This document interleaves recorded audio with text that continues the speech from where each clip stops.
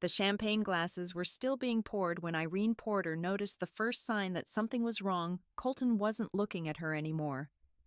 Not even once. Across the candlelit rehearsal dinner at the Hayes family estate, his hand was no longer reaching for hers under the table. Instead, it rested lightly on the back of a woman Irene had never seen before. Blonde, composed, smiling like she already belonged there. Then Colton stood up. The room fell silent in an unnatural way, like the air itself was holding its breath. And in front of everyone, he said the words that shattered her entire world. "This wedding is off. I've made my decision." Irene didn't move. She couldn't. Because the woman next to him, Madison Clarke, was now standing where she was supposed to be.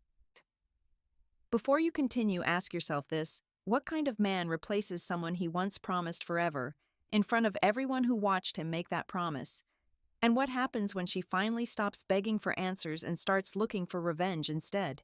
The champagne glasses were still being poured when Irene Porter noticed the first sign that something was wrong. Colton wasn't looking at her anymore. Not even once. Across the candlelit rehearsal dinner at the Hayes family estate, his attention had shifted like a locked door clicking shut. His hand, once always reaching for hers under tables, now rested casually on the back of a woman Irene didn't recognize. Blonde, polished, smiling like she already belonged in a life Irene had spent 3 years building. Then Colton stood up. The room didn't just get quiet. It collapsed into silence like the air had been punched out of it. Forks stopped mid-air. Conversations died mid-sentence. Even the string quartet in the corner faltered, unsure whether to continue. Irene's chest tightened. Something in her already knew this wasn't going to be a speech about love. Colton adjusted his cufflinks, slow, controlled, rehearsed. "I won't be getting married tomorrow," he said. A nervous laugh somewhere in the room. Someone assumed it was a joke. It wasn't. "I've made my decision," Colton continued, voice calm in a way that felt cruel. "This engagement is over." The word "over" didn't land immediately. It hung in the air, refusing to make sense. Irene stood up slowly, like her body was moving through water. "Colton, what are you talking about?" For the first time that night, he looked directly at her, and there was nothing there. No guilt, no hesitation, no sadness, just distance. "I've moved on," he said simply. "You should too." Then he stepped aside, and the woman behind him stepped forward, Madison Clarke. She wasn't just standing next to him, she was positioned like she had always belonged there, like Irene had been a temporary placeholder that someone had finally decided to remove. Madison's smile was soft, careful, practiced. "I'm sorry," she said, though she didn't sound sorry at all. Irene felt a strange ringing in her ears. Not disbelief anymore, something heavier. Humiliation taking shape. Behind them, Colton's mother didn't intervene. His father didn't stand. The guests didn't protest. Nobody was surprised. That was the worst part. Irene turned back to Colton, searching his face like it might rearrange itself into the man she loved.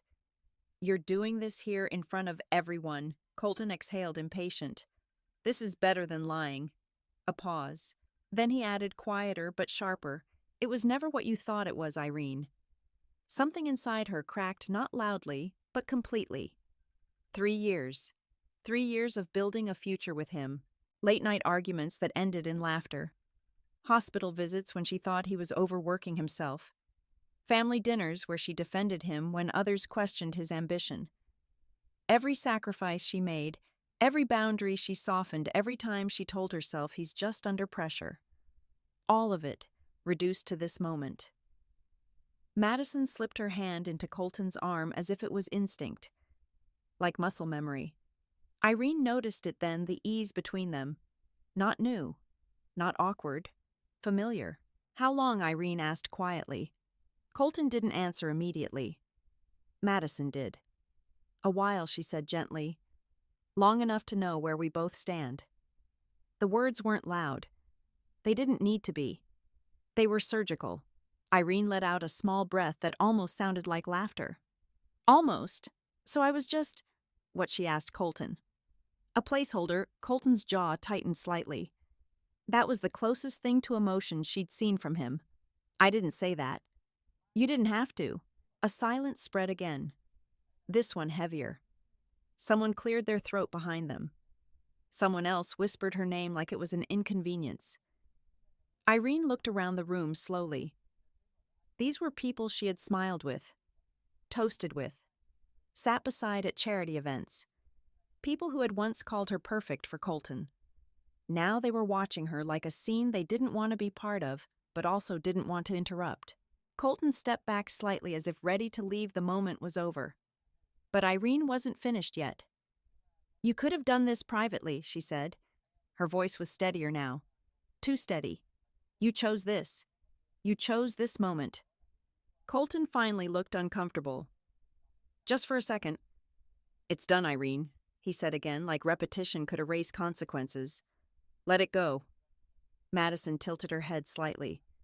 Not unkindly, almost sympathetically, but there was something calculating behind her eyes, something Irene didn't understand yet, but would later recognize as control.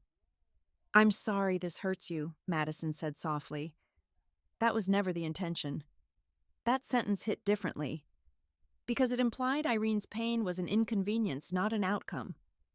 Irene's hands curled at her sides. No one moved to comfort her. No one came to her side. Not Colton. Not his family. Not a single person in the room. That was when she understood something terrifyingly clear. She wasn't just being left. She was being replaced in real time. Colton turned slightly toward Madison. Let's go. 2 words. Simple. Final. As if Irene was just background noise he was walking away from. They took one step, then another.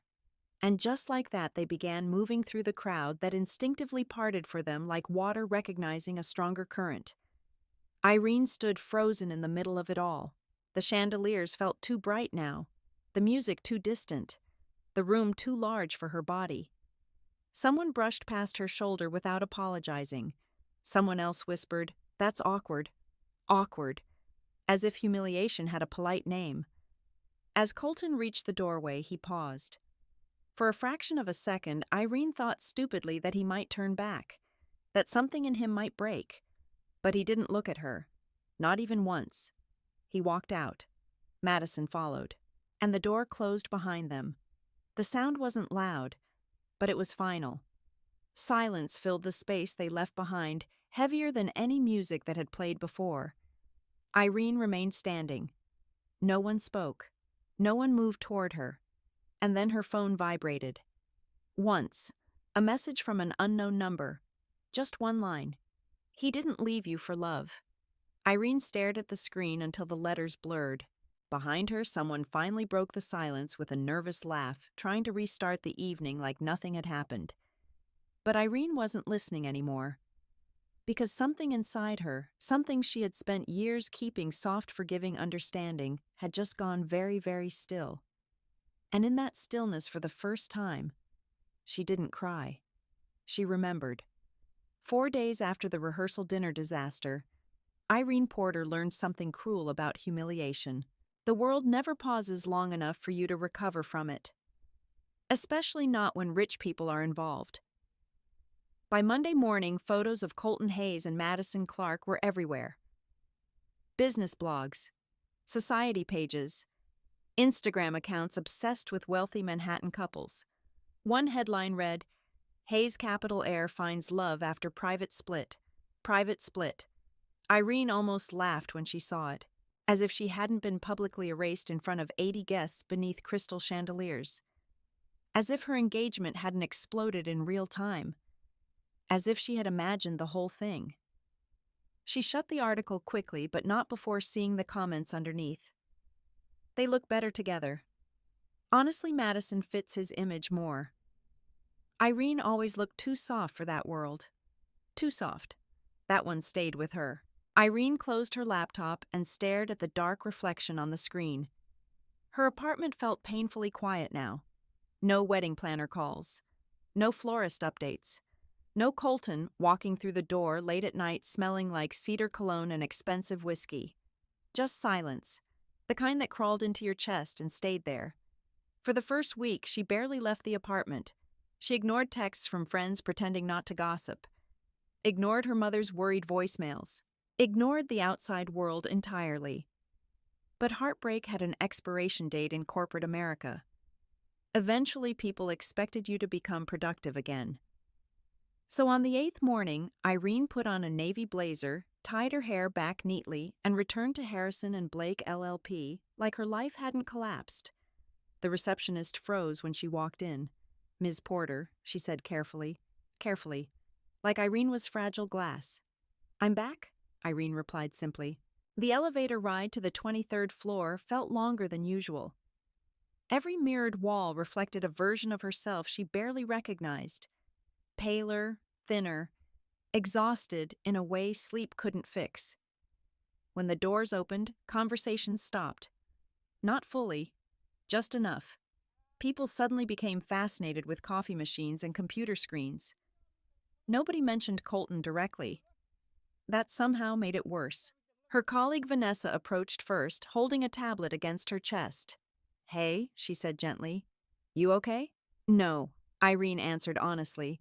Vanessa blinked, surprised by the truth. Then Irene gave a tired smile. "But I'm here." That answer spread quickly through the office. By noon, everyone knew Irene Porter had returned without crying, screaming, or collapsing. The problem was, they also knew Colton Hayes had not. Around 3 in the afternoon, senior partner Richard Blake called her into his office. He didn't ask how she was doing. Men like Richard only respected pain when it stayed invisible. "There's been some restructuring," he said, adjusting his glasses. "The Hayes Capital account has shifted teams." Irene stared at him. Shifted teams? That account had been hers for nearly 2 years. "I built that account," she said quietly. Richard avoided eye contact. Conflicts of interest. Of course. Translation: Colton no longer wanted his ex-fiancée involved. The humiliation kept evolving into new forms. "I understand," Irene lied. Richard sighed, relieved she wasn't making this difficult. Then came the final blow. Madison Clarke has been assisting their legal transition team. The room went still. Irene's stomach tightened painfully. "Madison works with Hayes Capital now." Richard nodded. "Consulting strategy." Strategy. Another corporate word hiding ugliness underneath. Irene thanked him mechanically and left before her expression cracked. The bathroom stall became the only place she could breathe. She locked the door, leaned against the wall, and pressed trembling fingers to her mouth. Madison wasn't just with Colton. She was inside Irene's career now. Inside the life she built. Inside spaces that once belonged to her. And suddenly, the anonymous message replayed in her head again: "He didn't leave you for love." That night, Irene did something she swore she wouldn't do. She looked at Madison's social media. Every photo felt intentional. Madison at charity dinners. Madison in designer gowns. Madison standing beside Colton on the balcony of his penthouse, smiling into cameras like she had won something. Maybe she had. But one photo stopped Irene cold. It had been posted months ago, long before the engagement ended. Madison stood beside executives at a Hayes Capital fundraiser, and in the corner of the image, Colton, looking at Madison the exact same way he once looked at Irene. Warm, focused, certain. Irene zoomed in slowly. The timestamp read, 2 years ago.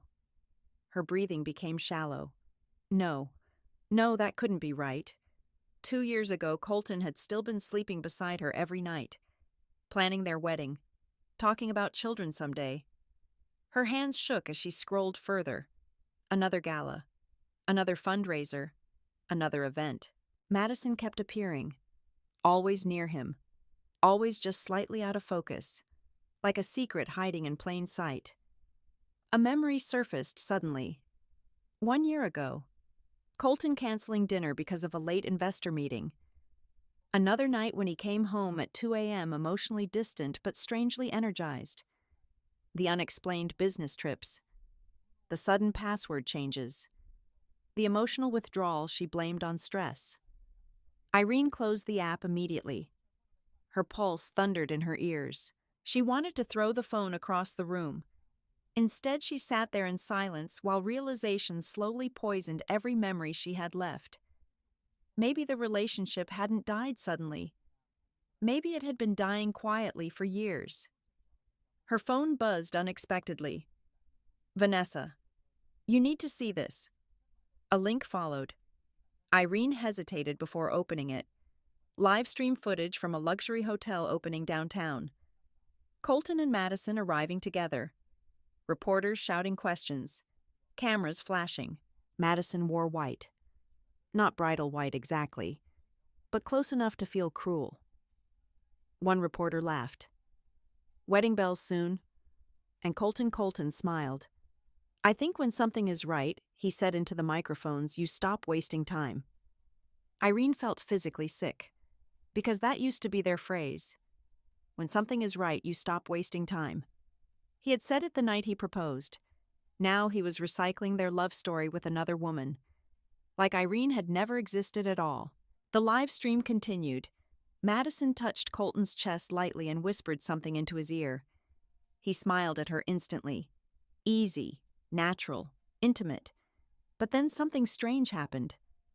For less than a second, Madison looked directly toward the cameras, and her smile disappeared. Not fully, just enough. Long enough for Irene to catch it. There was no love in Madison's eyes. Only calculation. Cold, measured calculation. Then the smile returned immediately. Perfect again. But Irene had already seen the truth beneath it. And for the first time since the breakup, something shifted inside her. Not hope. Not heartbreak. Suspicion. Deep. Sharp. Unsettling. Because suddenly the anonymous text made sense in a different way. Maybe Colton hadn't destroyed their life for love at all. Maybe this entire thing had been planned long before Irene realized she was losing. Her phone vibrated again. Unknown number. Another message. Look into Hayes Capital Acquisitions from 2 years ago. Irene stared at the screen. Then slowly, very slowly, she sat upright. Because grief was still there. Humiliation was still there. But underneath both of them now, something else had begun to wake up. And whatever it was, it no longer wanted closure. It wanted answers. 3 nights later, Irene Porter sat alone in her apartment with Hayes Capital Acquisition records spread across her dining table like evidence in a murder investigation. Maybe that was exactly what it was. Not a death of a person, a death of trust, of identity, of the future she thought she was building. The city lights outside her window blurred against the rain, but Irene barely noticed. Her laptop screen glowed pale blue against the darkness as she searched through archived filings connected to Hayes Capital. At first, nothing stood out. Luxury real estate acquisitions, technology mergers, international expansion deals, standard billionaire empire building. But then she noticed a pattern. Madison Clarke's name appeared repeatedly, not publicly, but buried deep inside consulting references, strategic transition documents, and private advisory mentions. Always attached to major acquisitions. Always near Colton. 2 years. The exact timeline from the photograph. Irene leaned back slowly, her pulse unsteady. Madison hadn't randomly appeared in Colton's life. She had been integrated into it. Strategically. Deliberately. Her phone buzzed suddenly. Vanessa. You still at the office tomorrow? Irene stared at the text for a moment before replying. Yeah. A typing bubble appeared instantly. Just warning you, Colton's coming in. Irene's chest tightened. Of course he was. Because apparently, humiliation traveled in recurring cycles now. The next morning, Harrison and Blake, LLP, felt colder than usual. The glass walls, the polished marble floors, the expensive silence. Everything about the building suddenly reminded Irene of the kind of people who survived by pretending emotions were weaknesses. She walked into the conference wing carrying files against her chest like armor. And stopped. Because Colton Hayes was already there. Standing beside the panoramic windows in a charcoal suit that probably cost more than most people's rent. He looked exactly the same. That was the unfair part. The same broad shoulders. The same calm posture. the same expensive watch she bought him for his 34th birthday. Meanwhile, Irene felt like someone who had been emotionally dragged across asphalt for a month. Colton turned at the sound of footsteps. Their eyes met. A strange flicker crossed his face. Not regret. Recognition. Like he had briefly forgotten she existed until that exact moment. Irene. Her name sounded unfamiliar in his mouth now. Professional. Distant. She forced herself to stay composed. Mr. Hayes. That landed harder than she expected.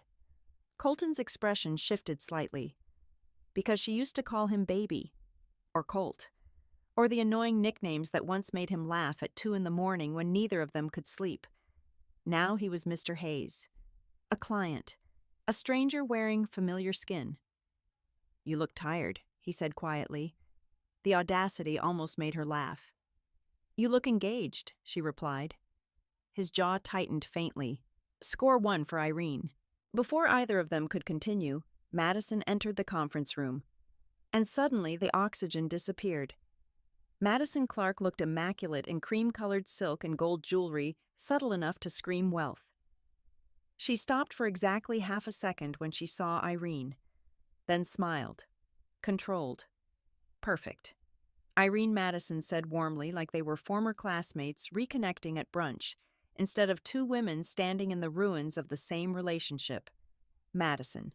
Colton glanced between them carefully, like he expected an explosion. Instead, Irene calmly opened her folder and sat down. That unsettled him more. The meeting began. Corporate language filled the room. Acquisitions, risk exposure, internal restructuring. But Irene noticed something almost immediately. Madison wasn't acting like a wife. She was acting like a strategist. Every comment precise, every observation financially focused, every interruption carefully timed. At one point, Madison corrected one of the executives regarding offshore holdings. Not casually, confidently, like someone deeply involved in the architecture of the business itself. Irene wrote nothing down for several seconds, because suddenly the pieces were shifting again. This wasn't a love story. It was something else entirely. Halfway through the meeting, Colton handed out revised contract drafts. Irene scanned the pages automatically, then froze. Her name appeared inside an older authorization reference tied to a previous Hayes Capital merger. Except, she had never signed this document. Her stomach dropped. The signature looked almost identical to hers. Almost. Nobody else in the room noticed. But Irene did. Years as a corporate attorney trained her eyes to catch tiny inconsistencies. And this signature was forged. She looked up slowly. Colton was speaking to another executive. Madison was watching Irene. Not openly, but enough. Enough to know she noticed the reaction. Irene's pulse accelerated. Why would her name appear on internal merger authorization documents unless someone needed legal insulation? Unless someone needed a scapegoat? The rest of the meeting became noise. When it finally ended, executives filtered out one by one. Madison touched Colton's arm lightly. "I'll meet you downstairs." Then she left, intentionally, leaving Irene and Colton alone. The silence stretched. Colton loosened his tie, slightly exhausted. "You handled yourself well." Irene stared at him in disbelief. "Is that seriously what you have to say to me?" His eyes hardened slightly. "What exactly do you want, Irene?" That question hit deeper than he realized. Because once upon a time the answer had been simple. You. Now she honestly didn't know anymore. "I want to understand," she said quietly. Colton looked away toward the city skyline. "You're looking for villains where there aren't any. Did you love her before you left me?" The question came out sharper than intended. Colton went still. Too still. That was answer enough. Irene laughed softly, but there was no humor in it. "Wow. It wasn't that simple. That's what people say when they do something unforgivable." His expression darkened. "You think this was easy for me?"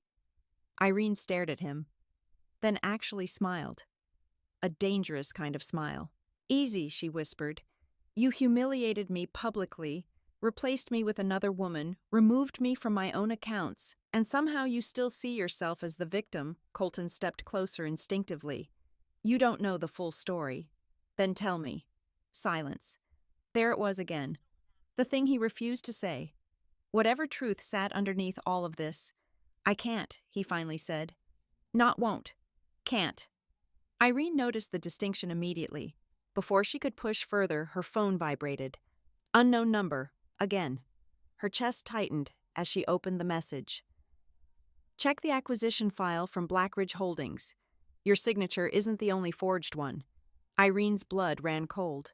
Because Blackridge Holdings was one of Hayes Capital's biggest mergers from 18 months ago. The exact period when Colton started emotionally disappearing from her life. She looked up sharply. Colton was already watching her. "What is it?" he asked carefully. For one terrifying second, Irene almost showed him the message. Almost trusted him out of habit. Then she remembered Madison standing beside him in white. Remembered the rehearsal dinner. Remembered being erased. So instead, Irene locked her phone calmly and slipped it into her purse. Nothing, she lied. Colton studied her face like he knew she wasn't telling the truth. But before he could ask another question, Madison reappeared at the doorway. And this time Irene noticed something she had missed before. Madison wasn't looking at Colton. She was looking at Irene's purse. At the phone inside it. Like she already knew exactly who had been texting her. A chill moved slowly down Irene's spine. Because suddenly this wasn't just betrayal anymore. This was something much bigger. And somehow, she was already inside it. The first public sign that something was wrong between Colton Hayes and Madison Clarke happened at a charity gala on the Upper East Side. Most people missed it. Irene didn't.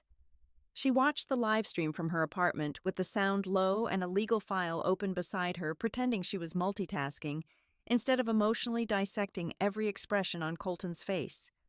The gala itself was everything wealthy Manhattan events always were: crystal chandeliers, muted piano music, women in dresses worth more than cars, men smiling through exhaustion and ambition.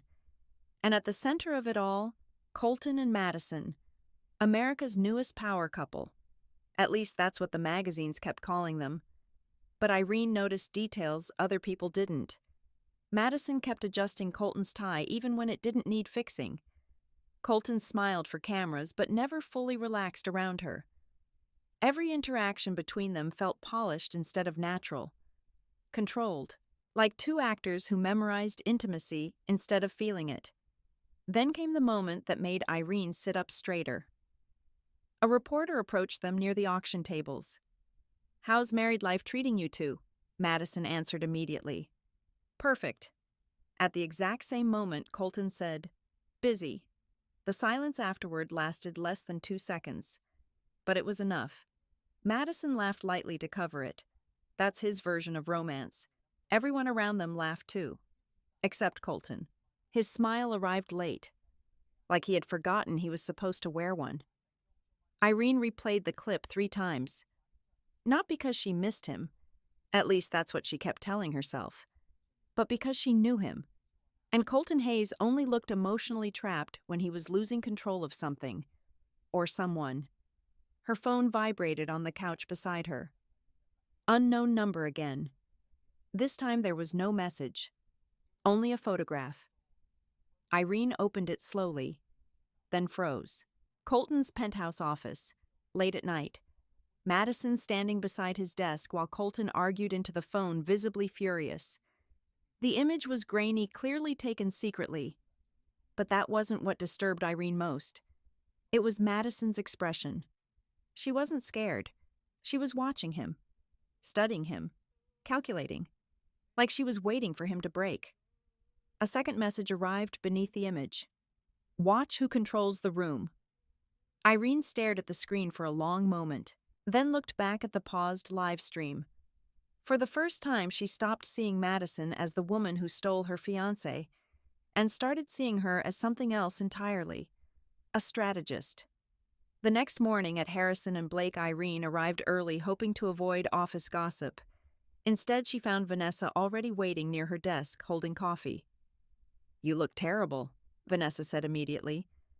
Good morning to you too. Vanessa handed her the cup carefully. You've been obsessing. I'm researching. You're stalking rich people with Wi-Fi. Irene almost smiled. Almost. Vanessa lowered her voice. Look, I know this whole thing destroyed you, but if you keep digging into Colton and Madison like this, eventually, you're going to find something you can't emotionally survive. Irene looked down at the acquisition files spread across her desk. That's the thing, she said quietly. I don't think this was just an affair. Vanessa frowned. So Irene showed her the forged signatures, the hidden consulting links, the offshore references, the anonymous texts. By the time she finished, Vanessa looked genuinely unsettled. Jesus, she whispered. You think they're committing fraud? I think Irene said carefully that I was removed from something bigger than a relationship. That silence hit differently, because both women understood the implication.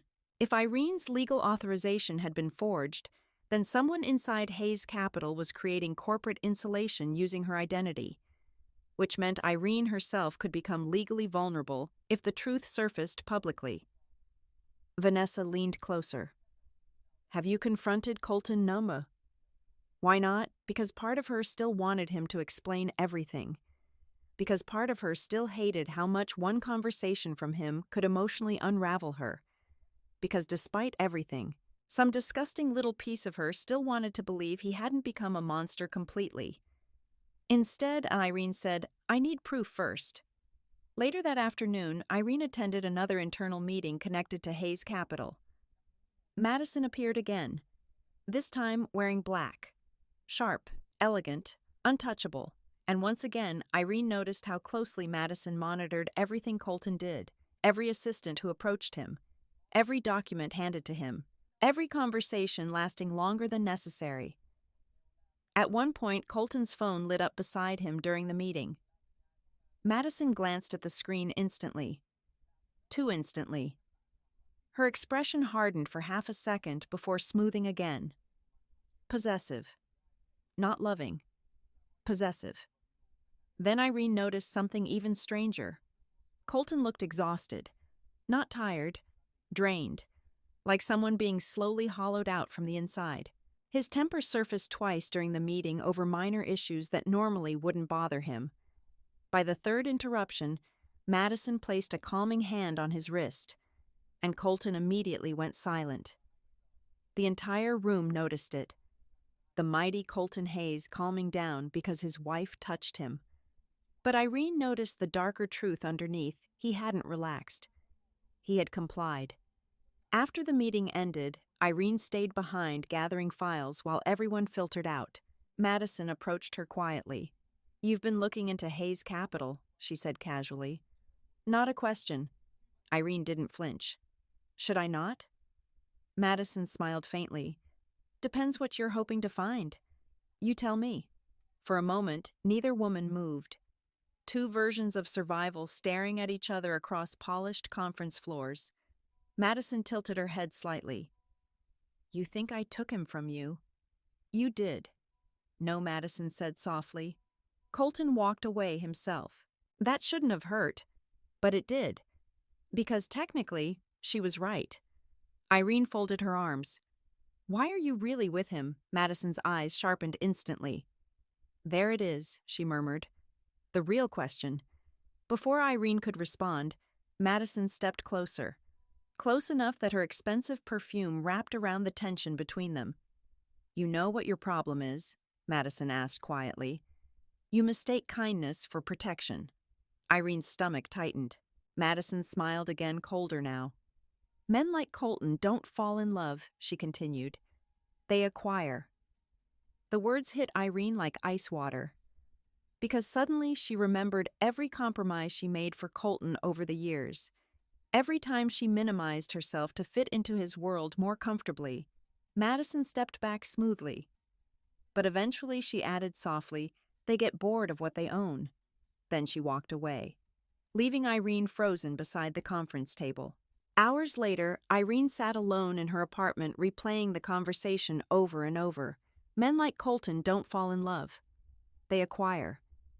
The terrifying part, a month ago, Irene would have defended him against that statement instantly. Now she wasn't sure anymore. Her thoughts shattered when another message arrived from the unknown number. This time, it was only one sentence. Madison is copying his financial archives. She's preparing for something. Irene stared at the screen, then slowly opened the attached image. Madison. Inside Colton's private office after midnight, scanning documents into a secure drive, and smiling while she did it. Not lovingly, not nervously, triumphantly. Irene leaned back slowly, her heartbeat uneven. Because suddenly the cracks in Colton and Madison's perfect marriage weren't theoretical anymore. They were already breaking each other apart behind closed doors. And somehow, Irene was standing directly in the middle of the collapse. By the middle of October, Irene Porter stopped recognizing her own life. Not dramatically, not all at once. It happened quietly in pieces. A forgotten grocery list because her mind wouldn't stop replaying old conversations. Cold coffee sitting untouched for hours beside legal documents she couldn't focus on anymore. 3 a.m. becoming a normal time to be awake. The collapse wasn't loud. That was the dangerous part. It was slow enough to normalize. At Harrison and Blake, people had begun treating her carefully again. Not out of kindness, out of discomfort. Because Irene used to be one of the firm's sharpest attorneys.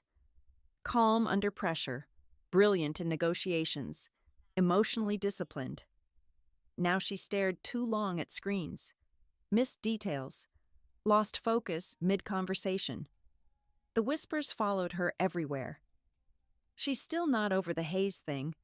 I heard Madison completely replaced her at the company. Honestly, I think Colton upgraded. That last one reached her during lunch. Not intentionally. 2 junior associates talking near the elevators, assuming she couldn't hear them. Irene kept walking like the words hadn't sliced directly through her spine. Upgraded. As if human beings were software versions. As if loyalty, history, sacrifice, and love meant nothing beside appearance and power.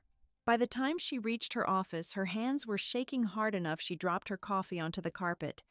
And suddenly, she couldn't breathe. The room felt too small. The walls too close. Her chest tightened violently as panic surged through her body without warning. Not now. Please, not here. Irene locked the office door quickly and stumbled toward the window, pressing trembling hands against the glass. Breathe. Just breathe. But her body wouldn't listen. Every humiliation crashed into her at once. Colton leaving her publicly. Madison replacing her effortlessly. The whispers. The forged documents. The possibility that she had been manipulated for years without realizing it. Her knees nearly buckled. A knock sounded at the door. Irene. Vanessa. I'm fine, Irene lied immediately. Silence. Then more softly, no, you're not. That nearly broke her more than anything else, because kindness felt unbearable when you were barely holding yourself together. Vanessa eventually let herself inside using the emergency office key. One look at Irene's face and her expression changed instantly. Oh my God. I'm okay, Irene whispered. You're having a panic attack. The words sounded embarrassing out loud. Weak, fragile, like something that happened to other people. Vanessa guided her carefully into the chair near the desk. Look at me. Breathe slower. Irene tried. Failed. Tried again. Eventually the shaking eased enough for her vision to stabilize. Vanessa crouched beside her quietly. This can't continue. Irene laughed weakly. Great motivational speech. I'm serious. So am I. Vanessa stared at her for a long moment. You're drowning, Irene. The terrifying part Irene knew. She just didn't know how to stop. 3 days later, everything got worse. Harrison and Blake lost the Baxter Pharmaceuticals litigation, a massive corporate case Irene had helped prepare for months. Except during final negotiations, Irene overlooked a critical clause buried inside amended filings. A mistake she never would have made before. The senior partners were furious. Richard Blake called her into his office again, but this time there was no polite corporate sympathy, only disappointment. "You're distracted," he said bluntly. Irene sat motionless across from him. "You've missed details repeatedly these past weeks. I know. We cannot afford emotional instability on cases at this level." There it was. Emotional instability. Corporate language for you are becoming professionally inconvenient. Richard folded his hands carefully.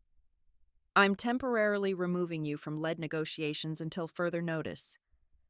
The words landed like another public humiliation, except quieter, cleaner, more professional, which somehow hurt worse.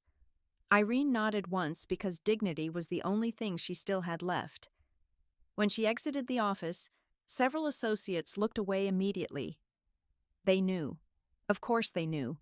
News traveled fast in firms built on power.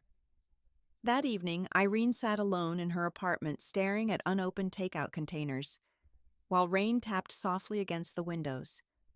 The city outside kept moving. People falling in love. People getting promotions. People laughing in restaurants. Meanwhile, she felt emotionally stranded somewhere between rage and exhaustion. Her phone buzzed.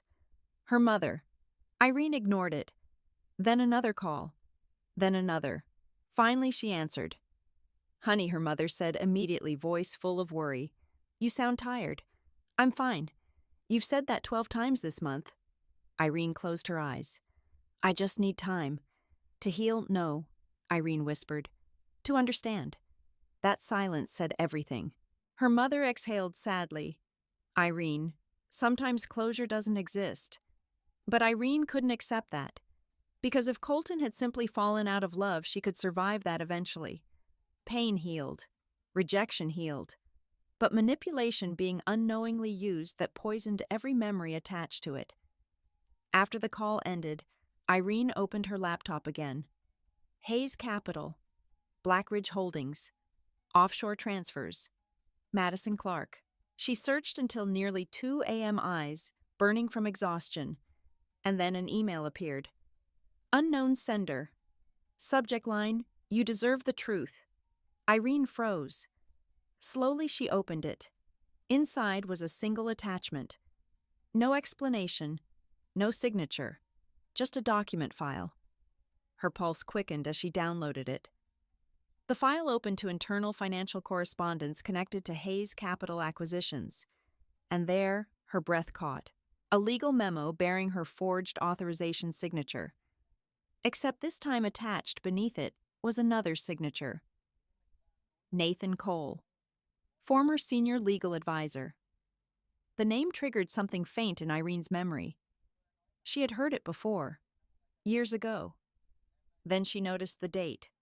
Nathan Cole abruptly resigned from Hayes Capital 16 months earlier. No public explanation, no press statement, nothing. Irene scrolled further. Additional documents surfaced. Internal disputes, financial discrepancies, mentions of unauthorized transfers, and repeatedly Nathan Cole objecting to them. Until suddenly, his name disappeared completely from the records. Irene sat upright. This wasn't isolated corruption. This was systemic, and someone inside Hayes Capital had been trying to stop it. Her phone vibrated immediately afterward. Unknown number again. This time Nathan Cole tried to expose them. They buried him. A chill moved through Irene's body. She typed back before she could stop herself. "Who are you?" 3 dots appeared instantly, then vanished. No answer. Instead, another message arrived. "If you want the truth, stop trusting appearances." Irene stared at the screen in frustration. Then another notification interrupted everything. Breaking business news. Hayes Capital stock dipped sharply after rumors of internal restructuring leaks. Attached beneath the article, a photograph of Colton and Madison leaving a private dinner. Except this time they weren't touching, weren't smiling, weren't pretending. Colton looked furious. Madison looked cold. And between them existed a visible distance that cameras usually missed. Irene zoomed in unconsciously. That same calculating look had returned to Madison's face. Not love, not affection, strategy. Then Irene noticed something else. Colton looked afraid. Not angry, afraid. That realization unsettled her more than anything else had, because men like Colton Hayes weren't supposed to look afraid, which meant whatever was happening behind closed doors had already grown bigger than control, bigger than marriage, bigger than betrayal. And somehow, despite trying to destroy her, they were both starting to unravel too. Irene slowly closed the laptop. Outside Manhattan glowed cold and distant beneath the rain. Inside the apartment, silence wrapped around her again. But this time, the silence felt different. Less broken, more dangerous. Because beneath the exhaustion, beneath the heartbreak, something was changing. Not healing, not yet, but hardening. And for the first time since Colton walked away from her, Irene Porter stopped wondering how to survive this, and started wondering how far the truth actually went. Nathan Cole agreed to meet Irene 3 days later. Not in an office, not at Harrison and Blake, not anywhere connected to Hayes Capital. Instead, he chose a quiet jazz bar tucked beneath an old Manhattan hotel, where wealthy people went specifically because nobody important would photograph them there. Irene arrived 10 minutes early, partly because she was anxious, mostly because she didn't trust anyone anymore. The bar glowed amber beneath low lighting. Soft piano drifted through the room, while conversations stayed deliberately quiet. Expensive secrecy hung in the air. Then she saw him. Nathan Cole sat alone in the far corner booth, sleeves rolled neatly to his forearms, reading something on a tablet. He looked younger than she expected. Maybe early 40s. Sharp features, calm posture, controlled eyes that noticed everything immediately when she approached. "You're Irene Porter." His voice was even, observant, not warm, not cold. "Yes." Nathan closed the tablet slowly. "You look exactly how I expected." Irene sat across from him carefully. "And what does that mean?" "It means you still trust people more than you should." That answer unsettled her instantly. A waiter appeared. Irene ordered whiskey she probably shouldn't have been drinking emotionally, but she no longer cared. Nathan waited until they were alone again before speaking. "You've been investigating Hayes Capital." "Someone's been helping me investigate Hayes Capital." A faint smile touched his mouth. "Fair." Irene leaned forward slightly. "Who are you?" Really, Nathan studied her for a moment before answering. "I used to be senior legal counsel for Hayes Capital." "Used to." The emphasis mattered. "You resigned." "No," Nathan said quietly. "I was removed." Something cold settled in Irene's stomach. Nathan reached into his leather briefcase and slid a thin folder across the table toward her. "Open it." Inside were copies of acquisition reports, offshore transactions, internal legal objections, and Nathan's signature across dozens of them. Irene scanned the documents rapidly, then stopped. Every flagged transaction connected back to the same period. 2 years ago. The exact same period Madison Clarke appeared in Colton's life. Nathan watched her expression carefully. "You're starting to see it. See what this was never about an affair." The words landed heavily between them. Nathan leaned back slightly. Hayes Capital was preparing for a massive expansion through Blackridge Holdings. Billions were involved. Investors, political leverage, international acquisitions, and Nathan's eyes darkened slightly. Madison Clarke came attached to the deal. Irene blinked once. "What?" Nathan folded his hands calmly. Her father controlled a private investment network tied to Blackridge. Colton needed access. Madison was part of the negotiation. Irene stared at him. No, that couldn't. You're saying he married her for business. I'm saying powerful men rarely separate love from strategy." The room suddenly felt smaller. Every memory of Colton replayed differently now. His emotional withdrawal, the late-night investor meetings, the constant pressure, the way he looked exhausted long before the relationship officially ended. Nathan continued carefully. At first, Colton resisted it. That caught Irene off guard. What Nathan held her gaze directly. "You mattered to him. more than he expected. The pain of hearing that physically irritated her now. Because somehow it was easier believing Colton never loved her at all. That doesn't excuse what he did. No, Nathan agreed immediately. It doesn't. Silence stretched between them while Irene tried reorganizing the emotional wreckage inside her head. Finally, she asked the question that terrified her most. Did he cheat on me the entire relationship? Nathan exhaled slowly. No. Relief hit her so suddenly she almost hated herself for feeling it. But Nathan wasn't finished. Not physically, he clarified. That relief disappeared immediately. He emotionally left long before he walked away publicly. Nathan said quietly. Once the Black Ridge negotiations became unavoidable, he started choosing survival over honesty. Irene looked down at the files again. So what exactly was Madison Nathan's expression hardened slightly? Smart, manipulative, yes. Dangerous. Nathan didn't answer immediately. That was answer enough. The waiter brought Irene's whiskey. She drank too quickly. Nathan watched her carefully. You're still trying to decide whether Colton was a villain or a coward. Irene laughed bitterly. What's the difference? A villain hurts people intentionally. And a coward? Nathan's eyes held hers steadily. A coward hurts people because they're too weak to face consequences honestly. That sentence stayed with her. Because suddenly Colton's behavior made horrifying emotional sense. Not calculated cruelty. Emotional surrender. He hadn't chosen Madison because he loved her more. He chose the version of life that protected his empire, and sacrificed Irene to do it. The realization hurt worse somehow. Nathan slid another document toward her. This one made Irene's blood run cold. It was an internal restructuring authorization tied directly to Hayes Capital's IPO preparations, and her name, her legal credentials had been inserted repeatedly into liability protections. They used me, she whispered. Nathan nodded once. You were positioned as legal insulation without your knowledge. Irene's stomach twisted violently. If federal investigators ever audited the wrong transaction chains, Nathan continued carefully, your name could have surfaced inside multiple authorizations. Fear crawled slowly down Irene's spine. This could destroy my career. It could destroy more than that. Silence. The jazz piano in the background suddenly sounded unbearably distant. Irene stared at the papers in front of her. The forged signatures, the manipulated legal structures, the relationship sacrifice disguised as romance. Everything she thought was heartbreak had transformed into something darker, something systemic. Then another realization hit her. Why are you helping me?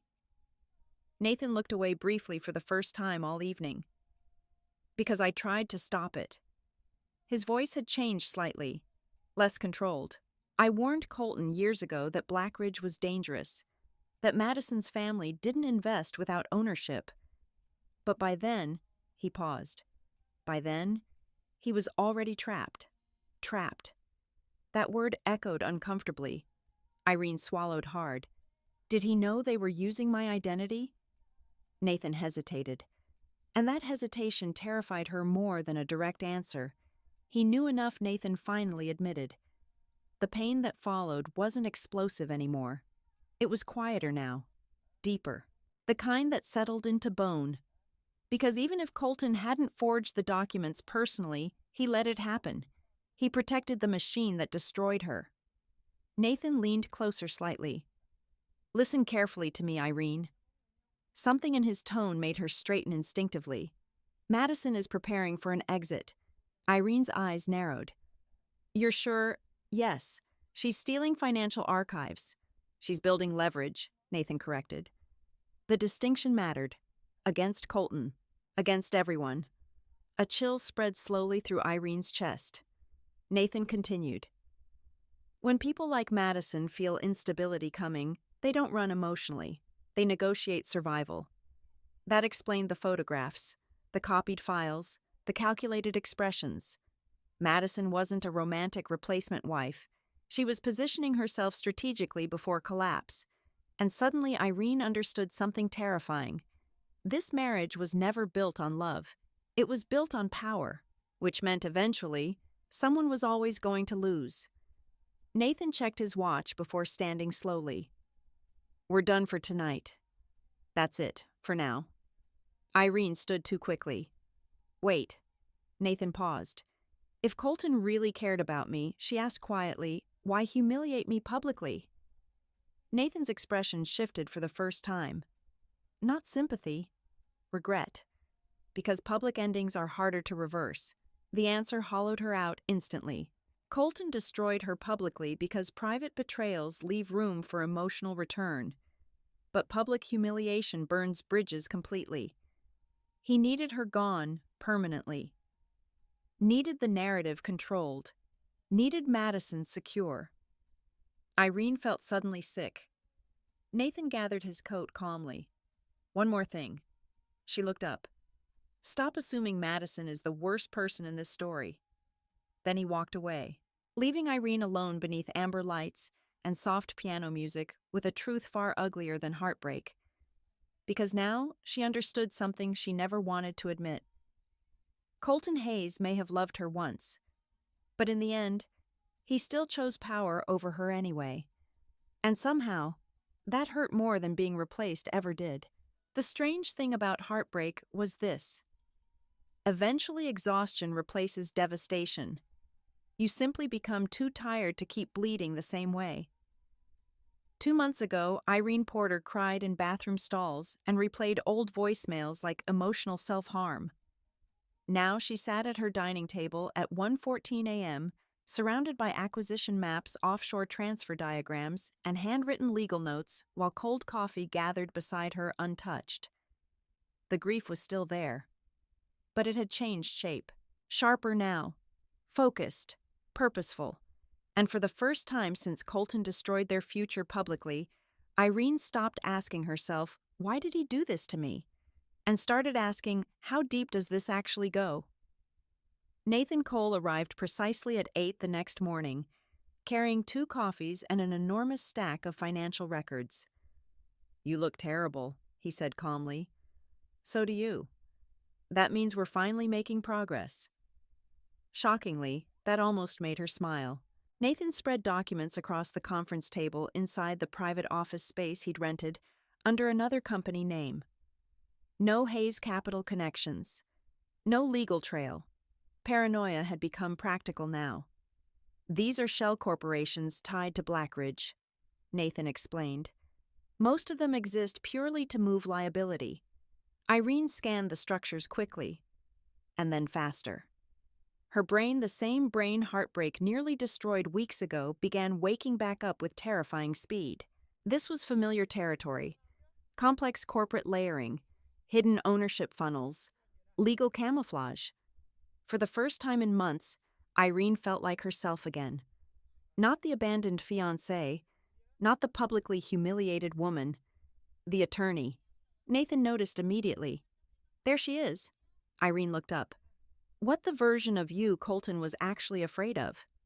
That sentence lingered uncomfortably, because part of Irene still couldn't reconcile the man who used to kiss her forehead while she worked late with the man capable of sacrificing her to protect an empire. Nathan pointed toward one of the documents. See that Irene leaned closer. A buried legal contingency clause. Tiny. Easy to miss. Except she didn't miss things anymore. "That's intentional exposure shielding," she said instantly. Nathan nodded. "Exactly.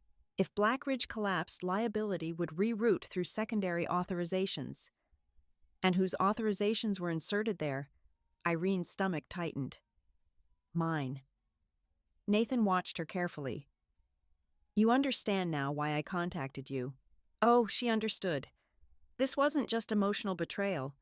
She had nearly become collateral damage in a billion-dollar legal structure, and Colton knew enough to let it happen. That realization no longer made Irene cry. It made her furious. A clean kind of fury. The useful kind. Nathan slid another file toward her. "We need leverage. If Hayes Capital collapses publicly without preparation, they'll bury everything and blame expendable people. Meaning me. Meaning you first." The room fell quiet. Nathan sat back slightly. You need to stop reacting emotionally to Colton. I'm not. You still are. His tone wasn't cruel. That somehow made it worse. Nathan folded his arms. You still see this as heartbreak. Colton stopped seeing it that way a long time ago. That hit hard because it was true. Irene hated how true it was.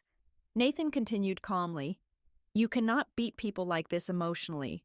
You beat them structurally. Something inside Irene shifted permanently at that sentence. Because for weeks, she had been surviving emotionally. Crying, obsessing, remembering. Meanwhile, everyone else involved had already moved into strategy. Madison, Blackridge, even Colton. And suddenly Irene understood something humiliating. She had been the only one still treating this like a love story. By the third week of working with Nathan, her entire routine changed. Morning legal analysis, afternoon corporate filings, evening cross-referencing acquisitions and investor trails, night studying financial law updates she once delegated to junior associates. The transformation happened slowly enough she barely noticed it herself. Until Vanessa finally stared at her across lunch one afternoon and said, You're scary now. Irene blinked. Excuse me? You used to apologize before disagreeing with people. And now Vanessa sipped her coffee carefully. Now you look like you're mentally calculating how to dismantle their entire bloodline. That time Irene actually laughed. A real laugh. Small, but real. It startled both of them.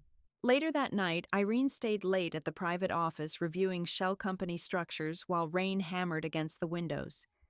Nathan entered carrying Thai takeout containers. You forgot to eat again. I was working. You were spiraling professionally. He placed food beside her anyway. Irene rubbed tired eyes. Do you ever sleep number comforting?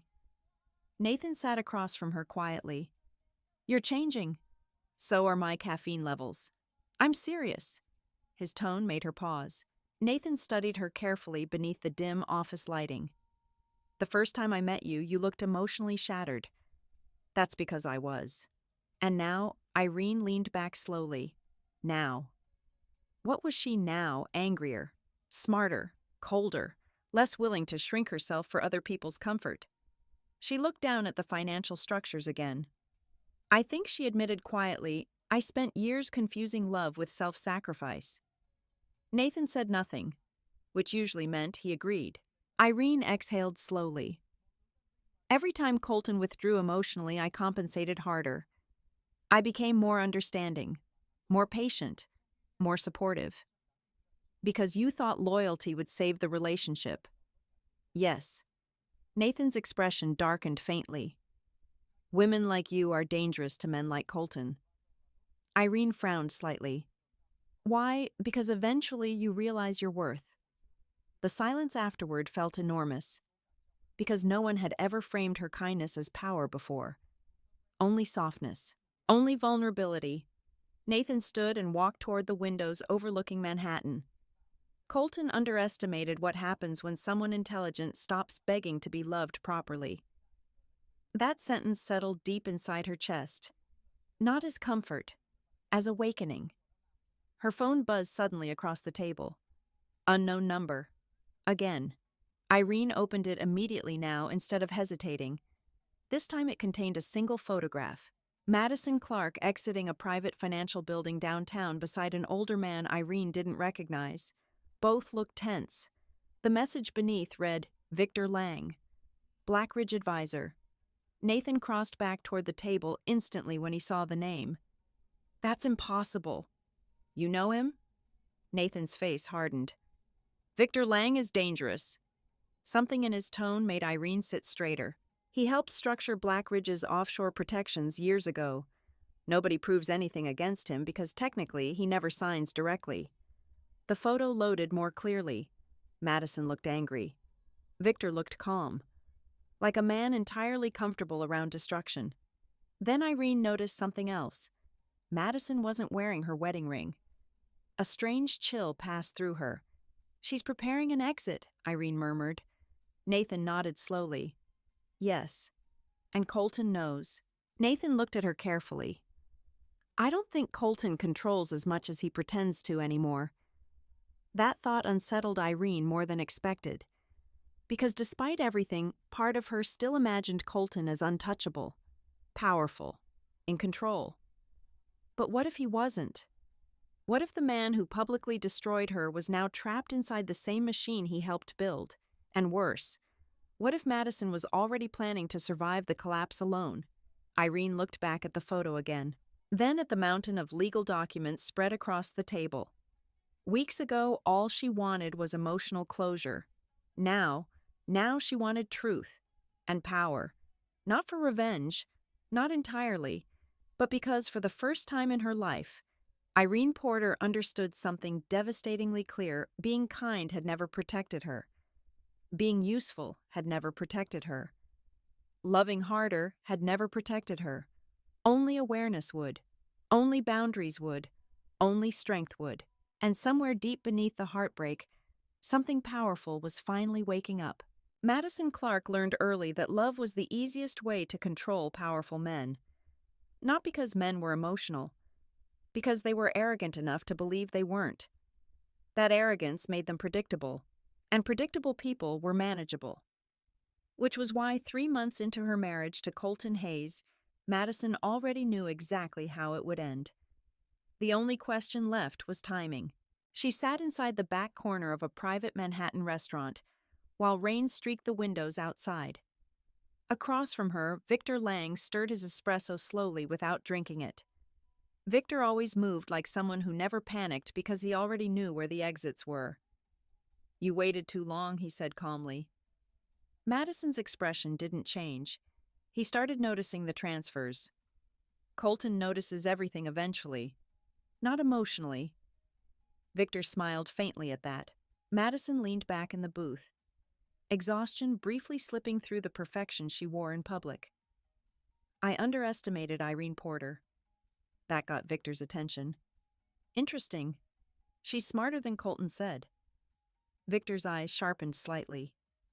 And emotionally, Madison looked toward the rain-covered windows. Waking up, the answer lingered between them, because everyone involved understood something dangerous about women like Irene. Once they stopped asking for love, they became difficult to manipulate. Victor placed a sealed envelope on the table. "Your protection files." Madison didn't touch it immediately, and Colton Victor's expression remained unreadable. If Hayes Capital collapses publicly, he becomes expendable. There it was. The truth nobody around Colton was willing to say out loud. Powerful men always believed they controlled the game, until the people behind the game decided otherwise. Madison finally took the envelope, and if I walk away now, Victor's voice stayed calm. "You survive." That word echoed quietly inside her chest. Survive. Not win, not love. Survive. Funny how those became the same thing in worlds built on money. Meanwhile, across Manhattan, Colton Hayes stood alone inside his penthouse office, staring at financial projections he no longer trusted. The city glowed beneath him in endless gold and glass, but for the first time in years, the view didn't calm him. Because something was wrong. Not publicly yet. Not enough for headlines, but enough for instinct. 3 acquisition partners had started delaying calls. 2 investors suddenly requested revised exposure reports. And someone inside Blackridge was moving money too carefully, which meant fear had already entered the system. Colton loosened his tie irritably and reached for the whiskey bottle near his desk. Half empty already. That annoyed him too. He used to drink socially. Now he drank strategically. To sleep. To think slower. To stop replaying certain memories. The worst one always came unexpectedly. Irene laughing barefoot in his kitchen at midnight. Simple. Real. Before everything became negotiation and damage control. A knock interrupted his thoughts. Madison entered without waiting for permission. Beautiful as always. Controlled as always. Dangerous in ways Colton increasingly understood too late. "You missed dinner again," she said calmly. "I'm working. You're spiraling." That irritated him instantly because it was true. Colton turned back toward the financial reports. "What do you want?" Madison walked slowly around the office, fingertips, brushing expensive furniture like she already owned all of it. "Blackridge is nervous," she said casually. His eyes snapped toward her. "Too fast," Madison noticed. Of course she noticed. "Victor contacted you," Colton said flatly. "Not a question." Madison smiled faintly. "You're becoming paranoid." "No, I'm becoming observant." The temperature in the room shifted immediately. For several seconds, neither spoke. Then Madison sighed softly. "You should sleep. I'll sleep when people stop hiding things from me." That landed exactly where he intended. Madison's expression cooled slightly. "And what exactly do you think I'm hiding?" Colton stared at her. The terrifying part, he genuinely didn't know anymore. When they first aligned through Blackridge negotiations, Madison felt straightforward, strategic, predictable. Now she moved too carefully, watched too much, protected herself instinctively before every conversation, like she expected collapse eventually.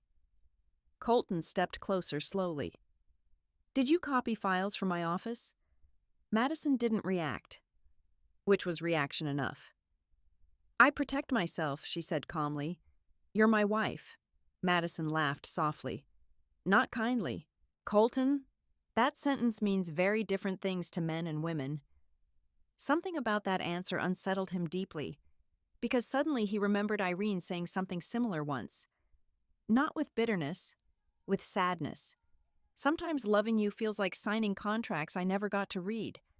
At the time, he dismissed it as emotional frustration.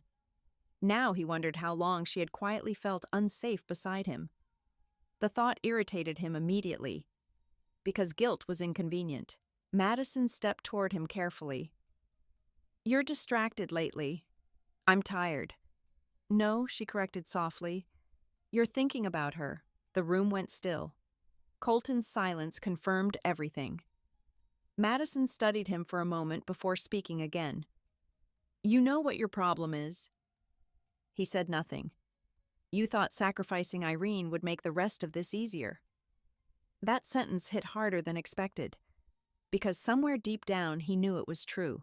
Publicly ending things with Irene was supposed to simplify the future, stabilize negotiations, secure Blackridge, secure Madison.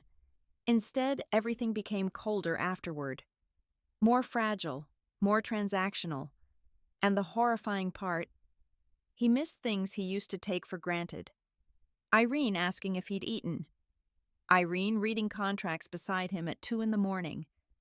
Irene touching his shoulder during stressful investor calls without needing attention back. With Madison, every interaction felt strategic, measured. Even intimacy felt negotiated. Colton looked away toward the skyline. "That part of my life is over." Madison's expression became unreadable. "No," she said quietly. "That part of your life is haunting you." Later that night, Irene sat beside Nathan reviewing offshore transfers when her encrypted email pinged. A new attachment, this time containing surveillance photos. Madison meeting Victor Lang. Multiple dates. Multiple locations. Nathan scanned the files carefully. "She's building separation channels," he murmured. "What does that mean?" "It means Madison expects Hayes Capital to implode eventually." Irene stared at the images. Madison looked elegant in every photograph. Composed, untouchable. But Irene noticed something different now. Loneliness. Not dramatic loneliness. Controlled loneliness. The kind powerful women carried quietly. "She doesn't love him," Irene said softly. Nathan glanced at her. No. The answer should have felt satisfying. Instead, it made Irene strangely sad. Because for all the destruction Madison caused, she was trapped too. Just differently. Nathan leaned back in his chair. "The question now is whether Madison survives by abandoning Colton or destroying him." Silence filled the room. Rain tapped softly against the windows again. New York itself felt colder lately. Irene looked back at the surveillance photos. One image caught her attention immediately. Madison exiting Victor's car. No wedding ring, no smile, only exhaustion. And suddenly, Irene understood something terrifying. Madison Clarke wasn't preparing for divorce emotionally. She was preparing for war. Her phone buzzed before she could say anything else. Unknown number. Again. This time the message was shorter than ever. She's about to move against him. Irene stared at the screen. Then another message followed immediately. And when she does, Colton will finally understand what he did to you. A chill spread through Irene slowly. Because for the first time since all this began, she no longer felt like the weakest person in the story. And somewhere across Manhattan, inside a luxury penthouse built on power and secrets, the perfect marriage was already beginning to die. Revenge. Irene Porter discovered was nothing like movies. There were no dramatic speeches, no shattered wine glasses, no satisfying orchestral music swelling in the background while villains collapsed. Real revenge was quieter, smarter, patient. It looked like early mornings and hidden contracts, like learning how to smile calmly at people who once destroyed you, like understanding that emotional reactions were expensive and Irene could no longer afford them.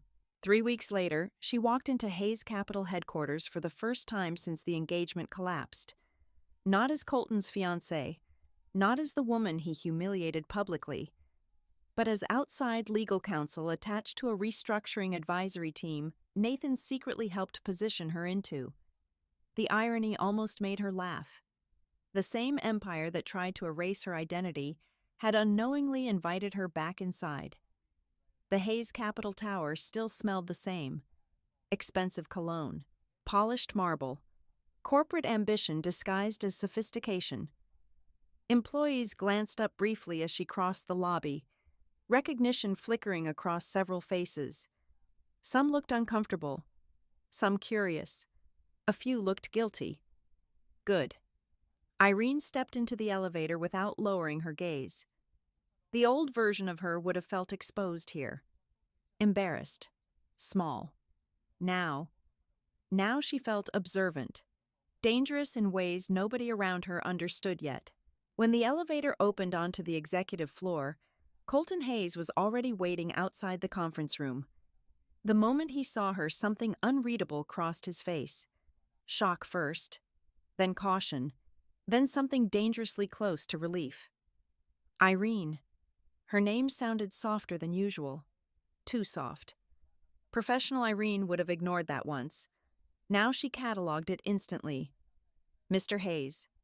That invisible distance between them returned immediately. Colton adjusted his cufflinks slowly.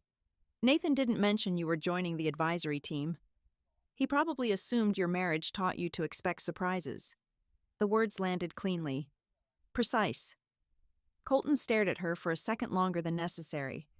And Irene noticed something satisfying. He looked unsettled. Good. For months she had been the emotionally destabilized one. Now the balance was shifting. Colton lowered his voice slightly. You seem different. I am. No hesitation. No emotional softness left inside the answer. Something in his expression tightened. Then Madison appeared.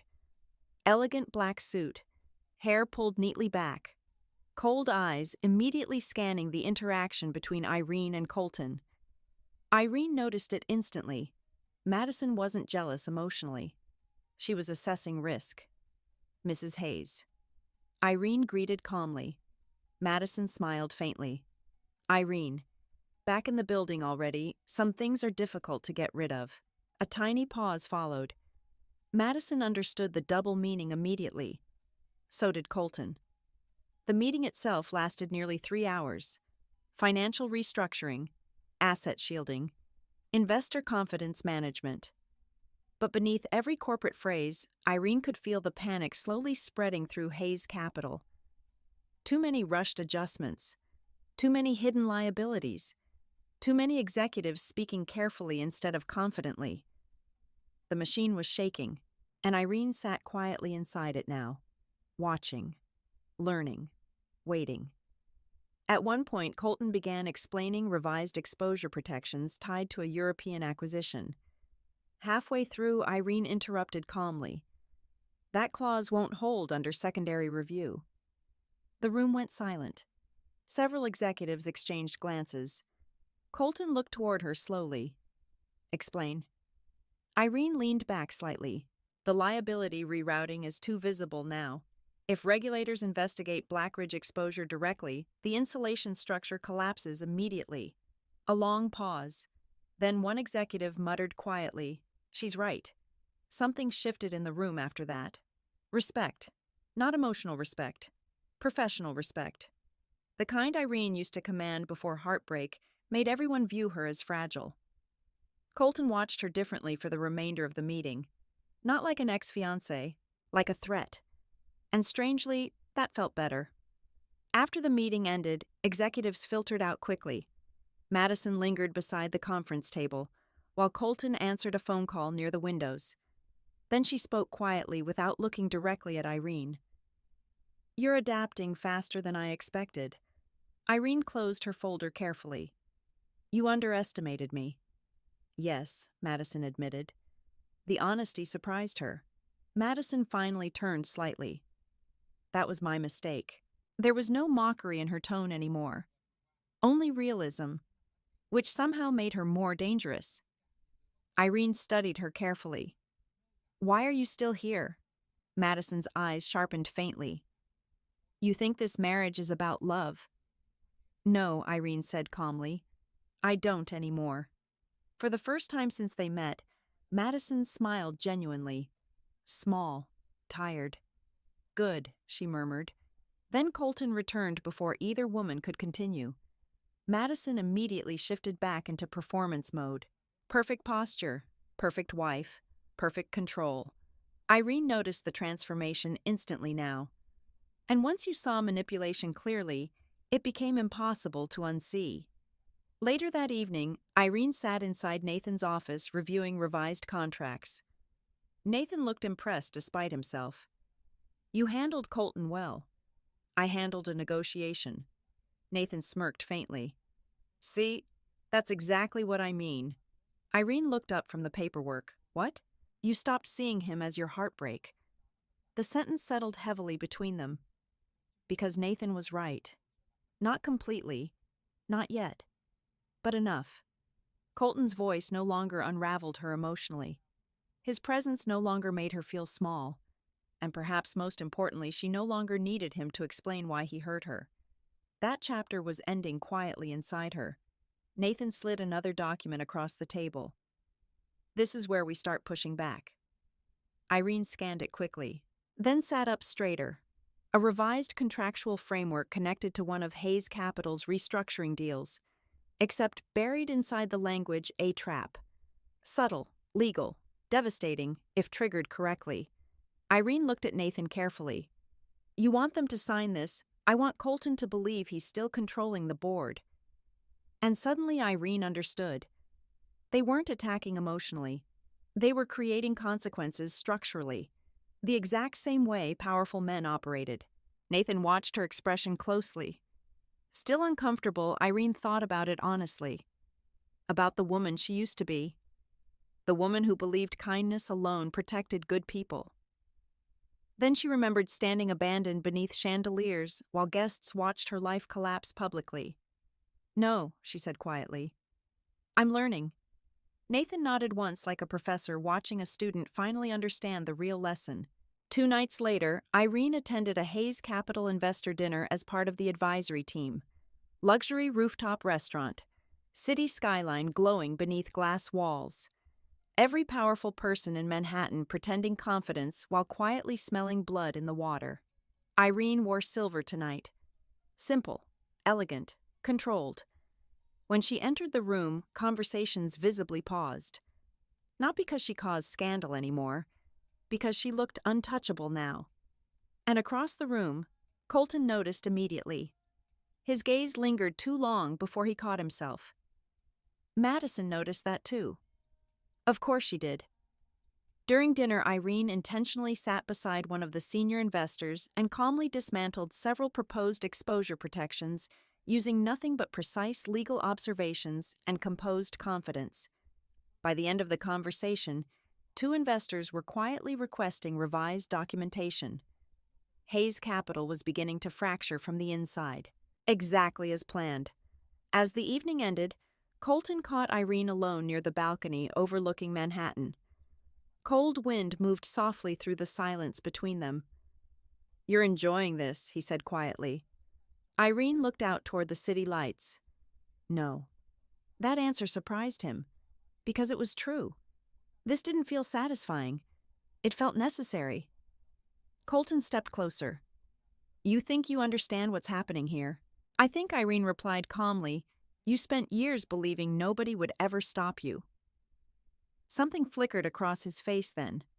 Not anger, recognition, the kind that comes right before fear.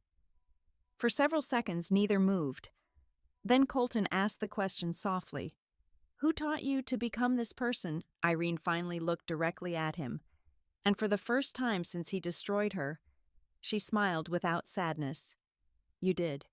Then she walked away, leaving Colton Hayes standing alone beneath Manhattan lights while the empire around him began collapsing one contract at a time. The first real crack became public on a Thursday night, and once it started, it spread fast. Hayes Capital hosted its annual Winter Charity Gala at the Glassmore Hotel, an event designed to reassure investors that everything inside the empire remained polished, powerful, and perfectly controlled. By the end of the night, nobody believed that anymore. Irene arrived intentionally late. Not dramatically late. Strategically late. Enough for the ballroom to already be full when she entered in a dark emerald gown that made conversations visibly pause around her. Not because she was Colton Hayes' abandoned ex-fiancé anymore, because she looked like someone who survived him. That changed everything. Nathan appeared beside her near the entrance bar. "You're causing panic already." "Good. You enjoying this yet?" Irene scanned the ballroom calmly. Crystal lights, investor smiles, corporate predators disguised as philanthropists, and across the room, Colton and Madison, perfect on the surface, dead underneath. "No," Irene answered quietly. "I'm observing." Nathan followed her gaze toward the couple. Colton looked exhausted again. Madison looked flawless. That imbalance itself had become suspicious lately, because men falling apart emotionally usually left visible damage around them. But Madison never looked damaged, only prepared. As Irene crossed the ballroom, whispers followed her like static. "That's Irene Porter. She looks incredible. Does Madison know she's here?" Oh, Madison knew. The second their eyes met across the room, Irene saw it immediately. Recognition, calculation, and beneath both tension. A violin quartet played softly near the stage, while investors circulated between champagne towers and silent negotiations. The atmosphere felt expensive, fragile, like a luxury object already cracking internally. Then the first explosion happened. Not literal. Worse, public. One of Hayes Capital's European investors approached Colton near the center ballroom. "What exactly is happening with Blackridge exposure?" The room around them quieted subtly. Not enough to draw attention publicly. Enough for powerful people to start listening. Colton's smile remained perfectly controlled. "There's no issue." The investor didn't smile back. "Then why are revised filings being requested privately?" Madison stiffened beside him almost invisibly. Irene noticed. Nathan noticed. Everyone dangerous in the room noticed. Colton answered carefully. "Standard restructuring." The investor lowered his voice slightly. "That's not what I'm hearing." And there it was. Fear. Once fear entered financial rooms, collapse usually followed eventually. Colton ended the conversation smoothly enough for outsiders not to notice. But when the investor walked away, Madison immediately turned toward him. "You said this was contained." Her voice was quiet, sharp. Colton's expression hardened instantly. "Not here." "Then where?" The tension between them became visible now, no longer polished enough to hide. And suddenly Irene understood something fascinating. They weren't functioning as husband and wife anymore. They were functioning as two people trying not to drown first. Nathan leaned toward Irene subtly. Wait for it. What pressure reveals character? Minutes later, another investor approached. Then another. Then another. Questions multiplied. Exposure risks. Delayed transfers. Investor uncertainty. The ballroom's atmosphere shifted slowly from glamorous to dangerous. And Colton Hayes, the man who once controlled every room effortlessly, was beginning to lose control publicly. Madison pulled him aside near the far end of the ballroom. Unfortunately for them, Irene stood close enough to hear pieces of the argument. "You promised me stability," Madison hissed quietly. Colton laughed once without humor. "You think I wanted this?" "You assured Blackridge lower your voice. You're already collapsing." That sentence hit harder than either of them realized, because Colton visibly froze, and for the first time since Irene met him years ago, he looked cornered. Not angry, cornered. Madison saw it too. Her entire posture changed afterward. Subtle, but immediate. Distance entered her body language. Strategic distance, like someone mentally calculating escape routes. Irene watched the transformation carefully. Then Colton noticed her watching. The eye contact lasted only seconds. But something passed between them. Recognition. Not romantic, not nostalgic, just brutal understanding. Irene now saw exactly what he had become, and Colton realized she was no longer emotionally weak enough to manipulate. That terrified him more than he expected. The second explosion happened 30 minutes later. A financial journalist approached Madison directly during cocktail circulation. "Mrs. Hayes, any comment regarding rumors? Hayes Capital may be under federal review." The silence afterwards spread instantly through nearby conversations. Madison's smile stayed perfect. Too perfect. "I'm afraid you've been misinformed." The journalist pressed further. "So there's no internal investigation." Colton appeared immediately beside Madison. "There's no story here." But the damage was already done. People nearby had heard enough, and wealthy people sensed instability faster than sharks sensed blood. The ballroom energy shifted again. Investors began leaving early. Phone calls started quietly happening near exits. Assistants whispered urgently. And somewhere beneath all of it, Hayes Capital's carefully curated image began cracking in real time. Nathan glanced toward Irene. "It's starting." But Irene wasn't looking at the investors anymore. She was watching Madison. Because Madison no longer looked like a trophy wife protecting her husband. She looked like someone deciding whether abandoning him publicly was worth the risk yet. Then it happened. The moment nobody could fully recover from. Colton grabbed Madison's wrist near the ballroom corridor after another heated exchange. Not violently, but firmly enough to stop her walking away. Every nearby conversation died instantly. Madison looked down at his hand slowly, then back at him. "Let go of me." Her voice stayed calm, which somehow made it worse. Colton released her, immediately realizing too late how public the moment had become. But the damage was done. People saw. People always saw. Madison adjusted her bracelet carefully before speaking words that shattered the remaining illusion completely. "You're losing control," she said quietly. Colton's face darkened. "Don't do this here."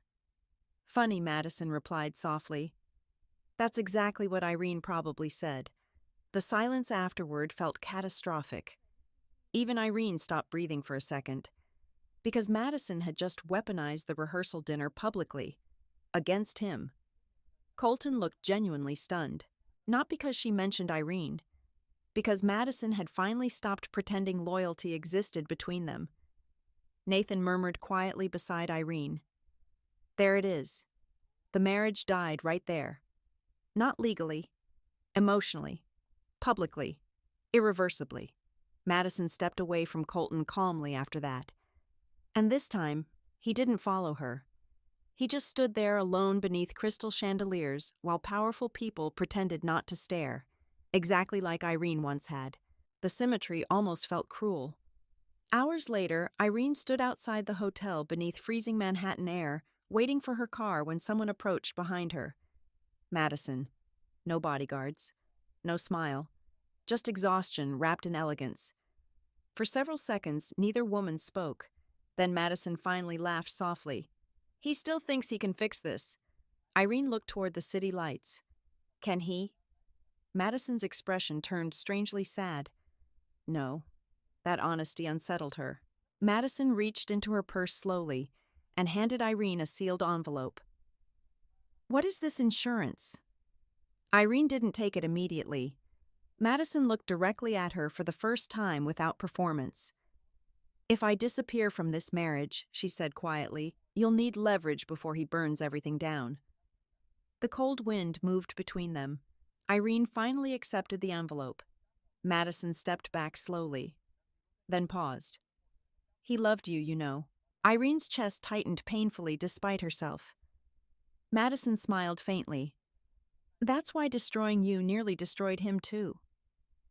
Then she walked away into the Manhattan night, leaving Irene alone beneath winter lights, holding an envelope that suddenly felt heavier than paper. Her phone buzzed immediately afterward. Unknown number. One final message appeared. It's your move now. Irene stared at the screen while snow began falling softly over the city. And for the first time since all this began, she realized the war was no longer emotional. Now it was survival. The envelope Madison gave Irene sat unopened on her kitchen counter for almost 12 hours. Not because Irene was afraid of what was inside, because she already knew nothing good ever came wrapped in silence and expensive paper. By morning, Manhattan was buried beneath pale winter light and financial gossip. The gala disaster had spread everywhere overnight. Videos leaked online. Articles multiplied. Headlines turned vicious. Hayes. Capital power couple shows public tension. Investors question internal stability. Is Colton Hayes losing control? The internet loved powerful people falling apart, especially beautiful, powerful people. Irene finally opened the envelope while coffee brewed behind her untouched. Inside were copies of internal Blackridge communications, offshore transfer schedules, private investor routing chains, and one thing that made her blood run cold immediately: Madison's handwritten notes beside several transaction structures. Warnings, predictions, exit timelines. This wasn't random protection. Madison had been planning for collapse for months. Irene's phone rang before she could finish reading. Nathan, you saw the news? I saw the envelope. Silence. Then Nathan asked carefully, what exactly did she give you? 20 minutes later. Irene sat across from him inside the private office while snow drifted outside the windows. Nathan flipped through the documents faster and faster, his expression darkening with each page. This is bad. Bad for who? Nathan looked up sharply. Everyone. He held up one of the transfer maps. These aren't just liability shields anymore. Someone moved money through political channels. Irene felt her stomach tighten. How illegal? Nathan gave a humorless smile. The kind that destroys entire boards. The room fell quiet. Irene looked back down at Madison's notes. One sentence had been underlined heavily in black ink. When Colton panics, he protects the company before people. That hurt more than it should have. Because it was true. It had always been true. Even with her. Nathan closed the file slowly. You realize what this means now? Irene nodded once. Madison wasn't protecting Colton. She was protecting herself from Colton. And somewhere underneath the betrayal and manipulation, that realization made Irene deeply uneasy, because suddenly Madison no longer looked like the villain at the center of the story. She looked like another person trapped inside it. Nathan leaned back in his chair. We need to decide something. Whether Madison becomes leverage or an ally. Irene almost laughed at the absurdity. The woman who replaced me. The woman who may currently be the only reason Hayes Capital hasn't buried you legally. That shut her up. Because again, Nathan was right. Madison could have disappeared quietly months ago. Instead, she left Irene evidence. Enough evidence to protect herself. Enough evidence to hurt Colton. And maybe enough evidence to destroy everyone involved. The thought sat heavily in Irene's chest. Nathan stood and walked toward the windows overlooking downtown Manhattan. You know what powerful men count on most? What that women hurt by them will hate each other more than they hate the system protecting those men. The sentence landed hard. Because for months, Irene's grief centered entirely around Madison. The replacement. The prettier woman. The polished wife standing beside Colton after Irene got erased publicly. But now Irene understood something humiliating. Madison had probably never truly won anything either. That afternoon, Madison called. Not texted. Called. Irene stared at the screen for several seconds before answering. Hello. Madison's voice sounded tired for the first time. Truly tired. We need to meet. Irene almost refused automatically. Instead, she asked, why? Because Colton's about to make everything worse. 30 minutes later, they sat across from each other inside a quiet private lounge overlooking Central Park. No performance this time. No cameras. No polished smiles. Just two women connected by the same disaster in different ways. Madison removed her gloves slowly.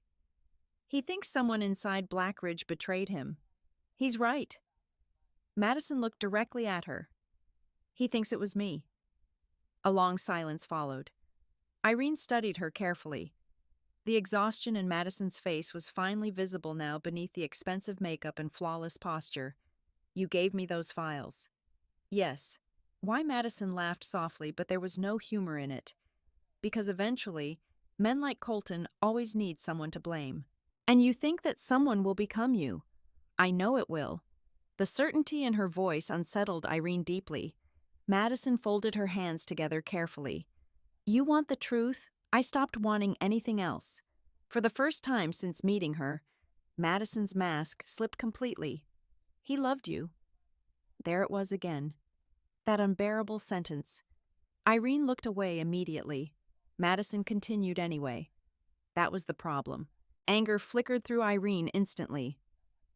You don't get to say that to me. Yes, I do, Madison replied sharply. Because you still think I stole something romantic from you.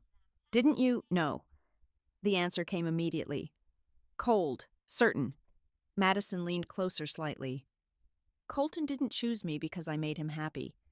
Then why? Because I fit the future he was too weak to refuse.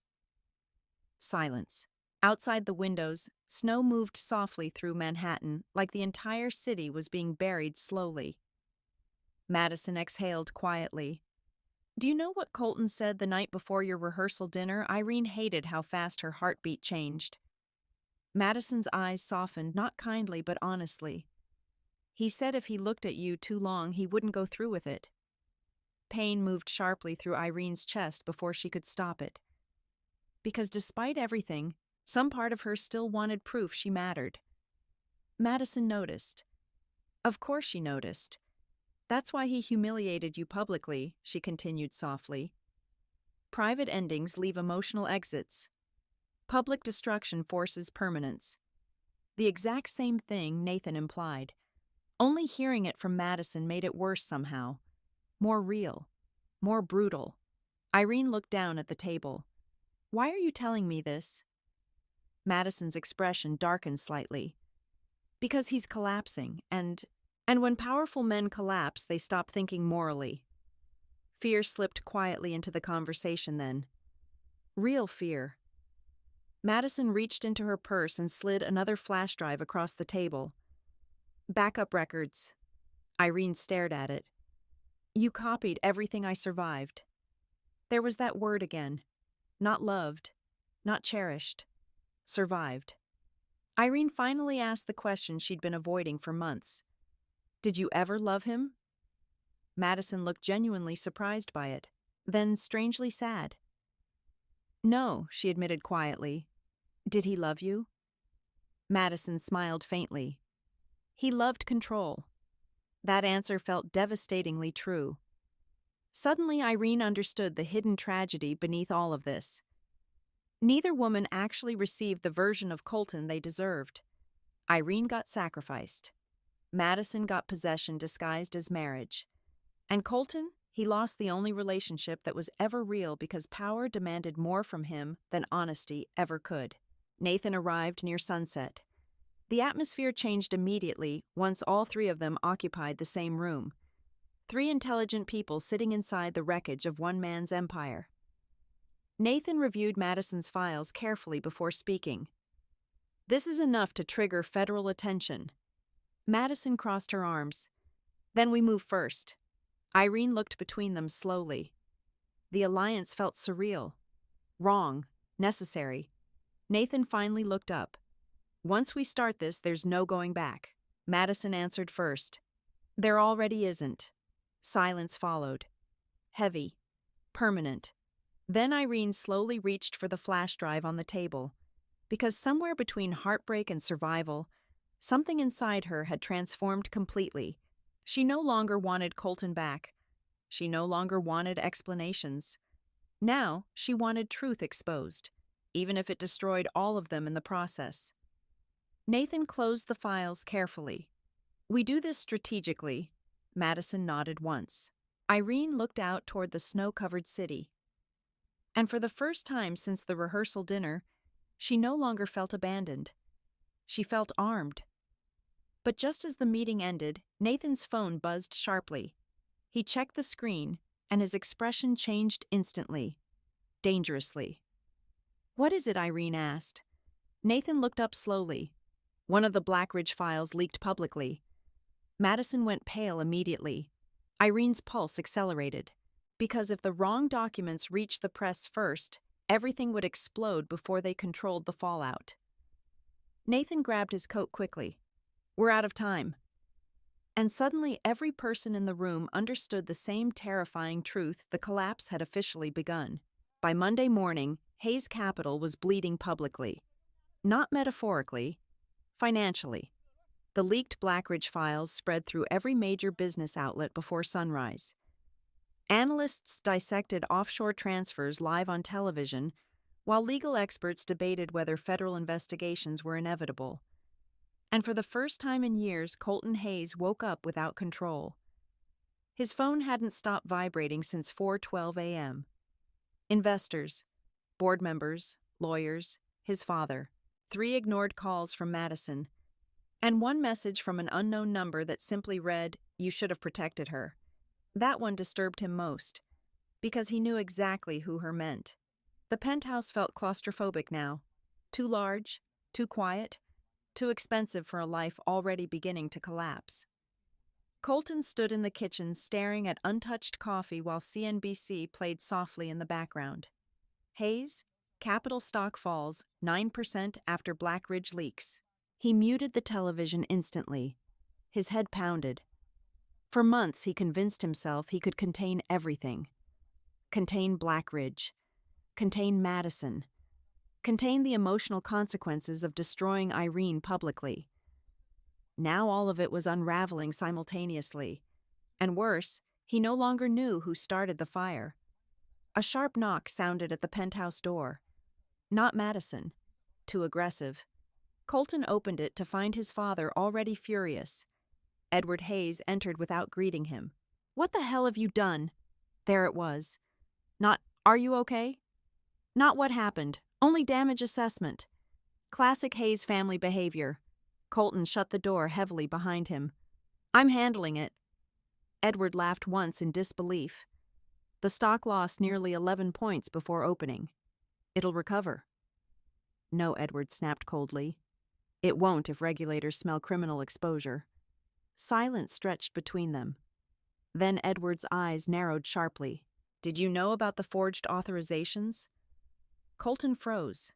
Tiny reaction. Barely visible. "Enough." Edward's face darkened instantly. Jesus Christ. It wasn't supposed to go that far. The second the words left his mouth, he regretted them. Because now even his father looked at him differently. Not like a son, like liability.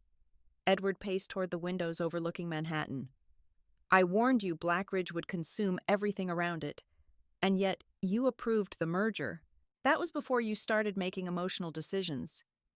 Colton's jaw tightened. Emotional decisions. Funny, because the one emotional decision he made Irene was exactly what he sacrificed to protect the company, and somehow he still lost everything anyway. Edward turned back sharply. Where's Madison? I don't know. That answer frightened him more than he admitted aloud. Because Madison disappearing right now meant she was positioning herself separately, protecting herself, maybe even preparing to bury him completely. Meanwhile, across the city, Irene Porter sat inside Nathan's office watching Hayes Capital stock collapse in real time across multiple screens. The numbers looked surreal, cold, clinical, but underneath them existed years of manipulation, betrayal, and quiet destruction. Nathan studied market reactions carefully. They're panicking faster than expected. Madison stood near the windows silently reading incoming legal reports. No makeup today, no polished performance, just exhaustion beneath expensive clothing. Irene watched her carefully. 3 months ago, seeing Madison vulnerable would have satisfied her. Now it mostly made her sad. Because somewhere along the way, Irene stopped viewing her as the woman who stole her future.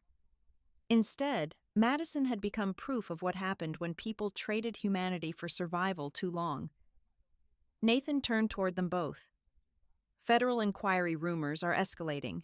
Rumors, Madison said dryly. Cute word choice. Nathan ignored the comment. If official investigations begin before we control the narrative, Hayes Capital will bury every expendable person available. Irene understood immediately. Meaning me. Meaning all of us. The room fell quiet again. Madison finally spoke softly. Colton's going to panic. Nathan nodded once. And panicked, powerful men become dangerous. Irene looked down at the files spread across the table. For weeks she imagined this moment emotionally. Colton finally suffering consequences.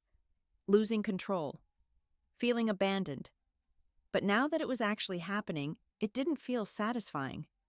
It felt tragic. That realization unsettled her deeply. Her phone vibrated suddenly. Colton. The screen alone tightened something painfully familiar inside her chest. Nathan noticed immediately.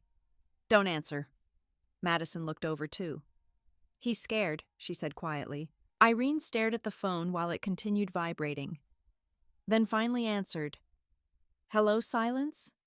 Not empty silence. Breathing silence. Colton breathing on the other end like he forgot how to speak first.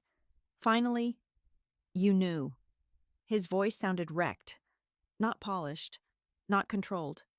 Human. I learned, Irene corrected calmly. Another silence. Then Colton laughed bitterly under his breath. Nathan. Truth existed before Nathan. You think you understand what's happening. I think you destroyed everything trying to control it. That landed. She heard it in the quiet afterward. Colton exhaled shakily. I never wanted you involved. Irene actually closed her eyes briefly at that, because somehow he still framed protection as justification. You used my legal identity as insulation. I tried to keep you safe. No, Irene whispered. You tried to keep the company safe. The truth sat brutally between them. Neither denied it. Finally, Colton spoke again, softer now. Irene, the way he said her name almost hurt more than the betrayal itself. Because for a second, he sounded like the man she once loved. Then he ruined it. Did Madison contact you? There it was. Not concern, not apology, damage control. Irene laughed quietly without humor. You still don't understand why you're losing. Before he could answer, she hung up. Her hands trembled afterward anyway. Madison watched her carefully from across the room. He's unraveling faster than I expected. Irene looked toward her sharply. You don't sound upset. Madison's expression darkened faintly. I warned him. About what? That eventually he'd sacrifice everyone trying to save the empire. Nathan closed another file heavily. And now the empire's collapsing anyway.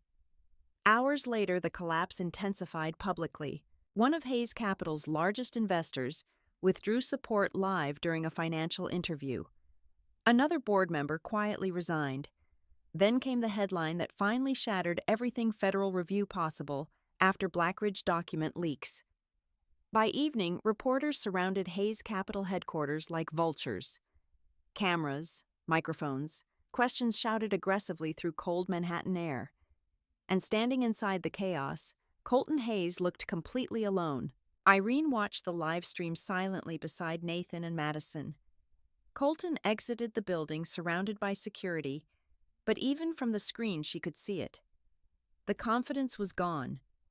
He still wore the expensive coat, still stood tall, still looked powerful enough for strangers. But Irene knew him, and the man on that screen was terrified. One reporter shouted, "Mr. Hayes, did your company forge legal authorizations? Another is your wife cooperating with investigators." Then the final question hit hardest. What happened to Irene Porter? Colton visibly froze. Only for a second. But cameras caught everything. And suddenly, Irene understood something devastatingly clear. He never expected her name to survive this story. He thought public humiliation would erase her permanently. Instead, she became the fracture line running through all of it. Madison muted the television quietly afterward.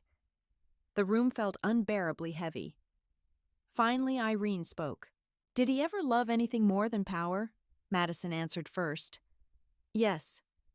Irene looked toward her, and Madison's voice softened almost painfully. He just realized it too late. That sentence settled into silence like snowfall.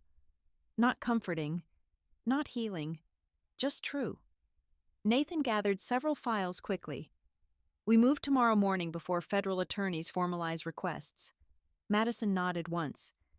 Irene stared out the windows toward Manhattan, glowing cold beneath winter darkness. Somewhere out there, Colton Hayes was losing everything he sacrificed her to protect. And somehow, that wasn't the victory she imagined. Because revenge sounded beautiful in pain. But in reality, watching someone destroy themselves slowly was much sadder than satisfying. Her phone buzzed again. Another message from Colton. This time only 4 words. "You planned this, Irene." She stared at the screen for several long seconds, then slowly locked the phone without replying. Because the tragic part was, if he still believed this was about revenge, then he truly never understood her at all. 3 days after the Federal Review rumors became public, Manhattan looked at Colton Hayes differently. Not with admiration anymore, with appetite. People loved powerful men until weakness became visible. Then they circled like wolves. Hayes Capital stock continued falling. Board members quietly distanced themselves. Business magazines that once praised Colton's visionary leadership suddenly published articles questioning his ethics, emotional judgment, and decision-making stability. And through all of it, Irene Porter felt strangely empty. Not triumphant, not vindicated, just tired. She sat alone inside her apartment one snowy evening with old photographs spread across the floor around her. Not intentionally. She had been searching storage boxes for older legal notes when she found them hidden beneath wedding planning folders she never had the courage to throw away. Pictures from before everything became complicated. Colton laughing with flour on his face while trying to cook pasta. Colton asleep on the couch after 70-hour work weeks. Colton holding her hand at her grandmother's funeral without speaking because he knew silence was kinder than advice. The memories hurt differently now. Because the cruelest truth wasn't that Colton never loved her. It was that he did, and still destroyed her anyway. That contradiction haunted her more than betrayal itself. Her phone buzzed softly beside her. "Nathan, you disappeared." "I'm home." A pause. Then more carefully. "You okay?" Irene looked around at the photographs scattered across the hardwood floor. "No," she answered honestly. Nathan didn't try to fix it. That was one thing she appreciated about him. He respected pain enough not to simplify it. "I found old pictures," she said quietly. Silence. Then Nathan asked the question nobody else had. Do you miss him? The answer should have been simple, but it wasn't. Because she didn't miss the man Colton became. She missed the version of him that existed before power consumed everything human inside him. I miss who I thought he was, she admitted softly. Nathan exhaled quietly on the other end of the line. That's usually the hardest person to grieve. The sentence settled painfully deep inside her chest. Later that night, Irene couldn't sleep. Again. The city outside glowed silver beneath fresh snow, while old memories kept surfacing against her will. Colton dancing badly with her in the kitchen. Colton whispering against her hair that she made him feel calm. Colton looking terrified the night he admitted he loved her because vulnerability clearly frightened him even then. Had any of it been real? Or was she rewriting history emotionally because pain always searched for softer explanations? At 2:17 a.m. her apartment buzzer rang unexpectedly. Irene froze. Nobody visited this late. She walked cautiously toward the intercom. Yes, silence. Then it's me. Colton. Every nerve in her body tightened instantly. She should have ignored him. Instead, 10 minutes later, she opened the apartment door slowly and barely recognized the man standing outside. Colton Hayes looked exhausted in a way expensive clothing couldn't hide anymore. His beard slightly unshaven, dark circles beneath his eyes, shoulders tense like he hadn't relaxed in weeks. For several seconds, neither spoke. Then Colton looked at her quietly and said, "You look happy." Irene almost laughed. Happy? What a strange word for survival. "I'm functioning," she corrected. He nodded slowly, like he understood the distinction. Snow melted quietly on his coat while Manhattan hummed distantly beneath the silence between them. Finally, Irene stepped aside slightly. "You have 5 minutes." Colton entered carefully, like he no longer knew whether he belonged anywhere near her life. That realization hurt more than she expected. He looked around the apartment slowly. Nothing had changed much physically, but emotionally, everything had. The old Irene would have rushed to comfort him seeing him like this. Now she simply waited. Colton noticed the photographs scattered across the floor almost immediately. His expression shifted. Pain. Real pain. "You kept these." "I forgot they existed." That was only partially true. Colton crouched slowly beside one picture near the coffee table. The two of them at Coney Island years ago. Before Hayes Capital consumed everything. Before Madison. Before survival became more important than honesty. "I used to look at this picture during investor meetings," he admitted quietly. Irene folded her arms tightly. Don't. Don't what? Don't suddenly become sentimental because your empire's collapsing." The words landed sharply. Colton closed his eyes briefly. "You think that's why I'm here? I honestly don't know why you're here anymore." Silence stretched. Then Colton said something that shattered her composure unexpectedly. "I tried to stop loving you." The room went still. Irene stared at him, because that sentence carried a different kind of devastation. Not accidental distance, intentional emotional murder. Colton stood slowly again. When Blackridge negotiations started, everything became about leverage, stability, image. He laughed bitterly under his breath. "I kept thinking if I cut you out fast enough, eventually it wouldn't hurt anymore." Irene's chest physically ached now. "Then why humiliate me publicly?" His expression twisted painfully. "Because if I ended it privately," he swallowed hard, "I would have come back." There it was. The truth. Ugly. Human. Cowardly. Real. Tears burned suddenly behind Irene's eyes, and she hated herself for it. Because after everything, some part of her still loved the version of him standing here broken and honest instead of polished and cruel. Colton looked around the apartment helplessly. "I know you think I chose Madison over you." "You did." "No," he whispered immediately. "I chose survival over everything." That answer felt even worse, because it meant Irene wasn't replaced by someone better. She was sacrificed for something colder, something emptier. Colton stepped closer carefully. I never stopped, don't. This time her voice cracked. Finally. The emotion she spent months controlling broke open slightly. You don't get to stand in my apartment after destroying my life and talk about love like it means something noble. Colton flinched visibly. Good. Irene continued anyway. You let them use my legal identity. I protected you where I could. You protected the company first. The silence afterward confirmed everything again. Colton looked away because he had no defense left, and somehow that hurt worst of all, because once upon a time she believed this man could protect her from anything. Now she understood he couldn't even protect her from himself. Finally, Colton spoke quietly. Madison's leaving. Irene blinked once. What? She moved assets already. She's preparing immunity positioning. No shock, no bitterness, just exhaustion. Irene studied him carefully. You loved power more than people, she said softly. Colton's eyes met hers slowly. Yes. The honesty stunned her. He continued before she could react, and by the time I realized what it cost me, his voice broke slightly. You already hated me. The tragedy of that sentence filled the apartment completely, because Irene didn't hate him. Not really. Hatred would have been easier. What she felt was grief. Grief for the man he could have been if ambition hadn't hollowed him out. Grief for herself. For the version of her who once believed love automatically made people brave. It didn't.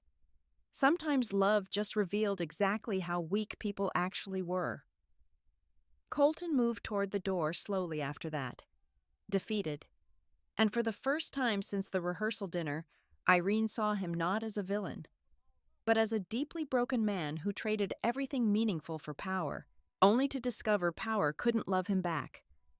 Before leaving, Colton paused quietly near the doorway, then finally asked the question both of them had been avoiding. If I had chosen you instead, he swallowed hard, would we have survived? Irene stared at him for a very long time, then answered honestly. We would have, if you knew how to love without controlling everything. The words nearly destroyed him. She saw it happen in real time. Then Colton nodded once slowly, like a man finally understanding his own ruin, and walked out into the snow-covered Manhattan night, completely alone. Irene closed the door quietly behind him, then stood there motionless while tears finally slipped down her face, not because she wanted him back, but because she finally understood the saddest truth of all. Sometimes the people who love you most are still too damaged to choose you correctly. The official collapse of Hayes Capital began at 9:42 a.m. on a freezing Tuesday morning. By noon, every major financial network in America was covering it live. Federal investigators entered headquarters quietly. Board members resigned publicly. Trading froze temporarily after panic selling accelerated faster than expected. And somewhere beneath all the headlines, interviews, and collapsing stock numbers, 4 people finally arrived at the truth they had spent months running from. Irene Porter stood inside Nathan Cole's private office watching the news coverage silently, while snowstorm warnings flashed across the bottom of television screens. The city itself looked gray, exhausted, like Manhattan understood another empire was dying. Nathan closed a laptop sharply. The board's turning on Colton officially. Madison stood near the windows, arms crossed tightly against herself. Not glamorous anymore, not untouchable, just tired, deeply tired. Her phone buzzed repeatedly across the table. She ignored every call. Finally, Irene broke the silence. What happens now? Nathan looked toward her carefully. Now, he exhaled quietly. Now people start saving themselves. The sentence sat heavily in the room because all of them understood exactly what that meant. Colton would become the sacrifice. Blackridge would deny direct exposure. Investors would disappear. And the same people who praised Colton Hayes publicly for years would suddenly act shocked by his behavior. Power never protected anyone forever. It only delayed abandonment.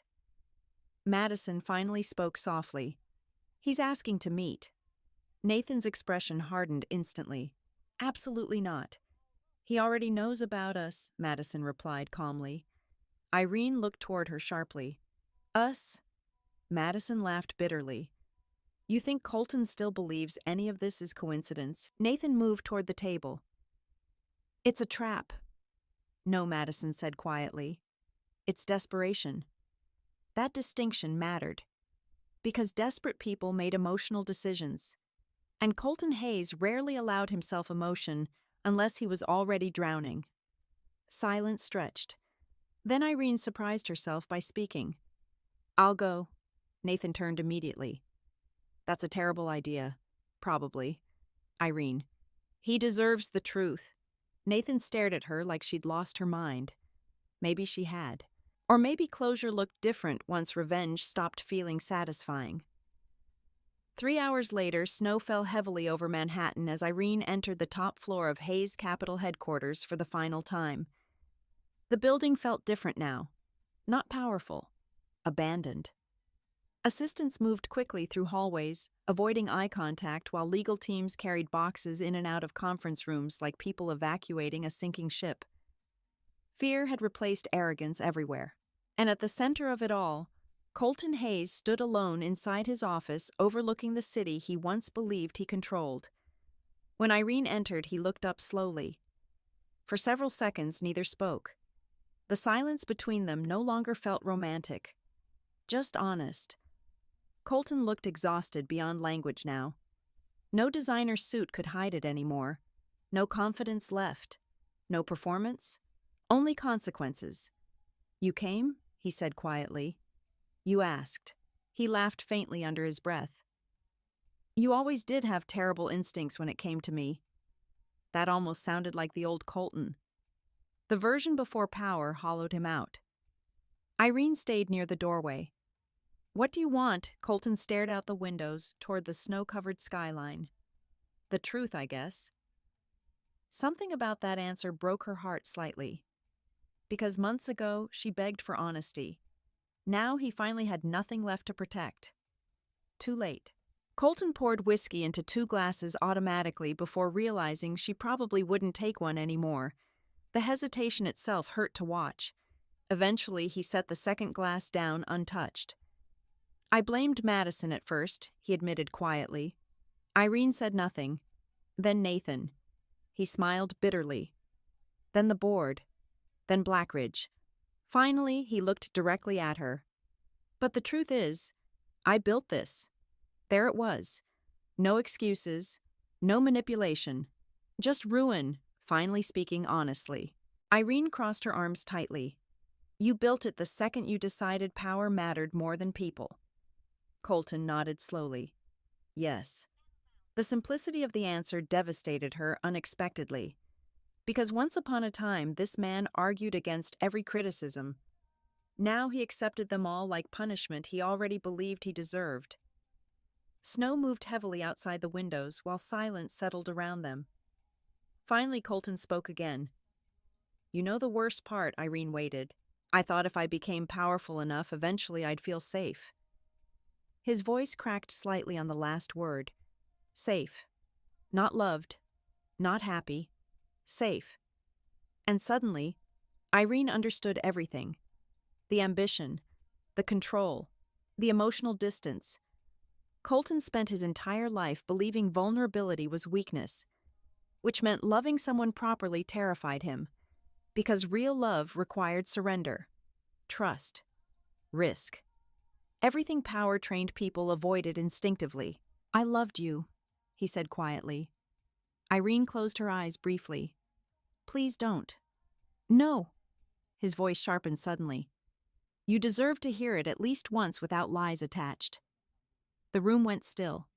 Colton stepped closer slowly.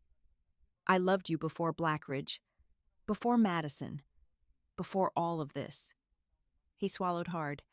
And that's exactly why I destroyed us. Pain tightened through Irene's chest again despite everything, because she believed him now.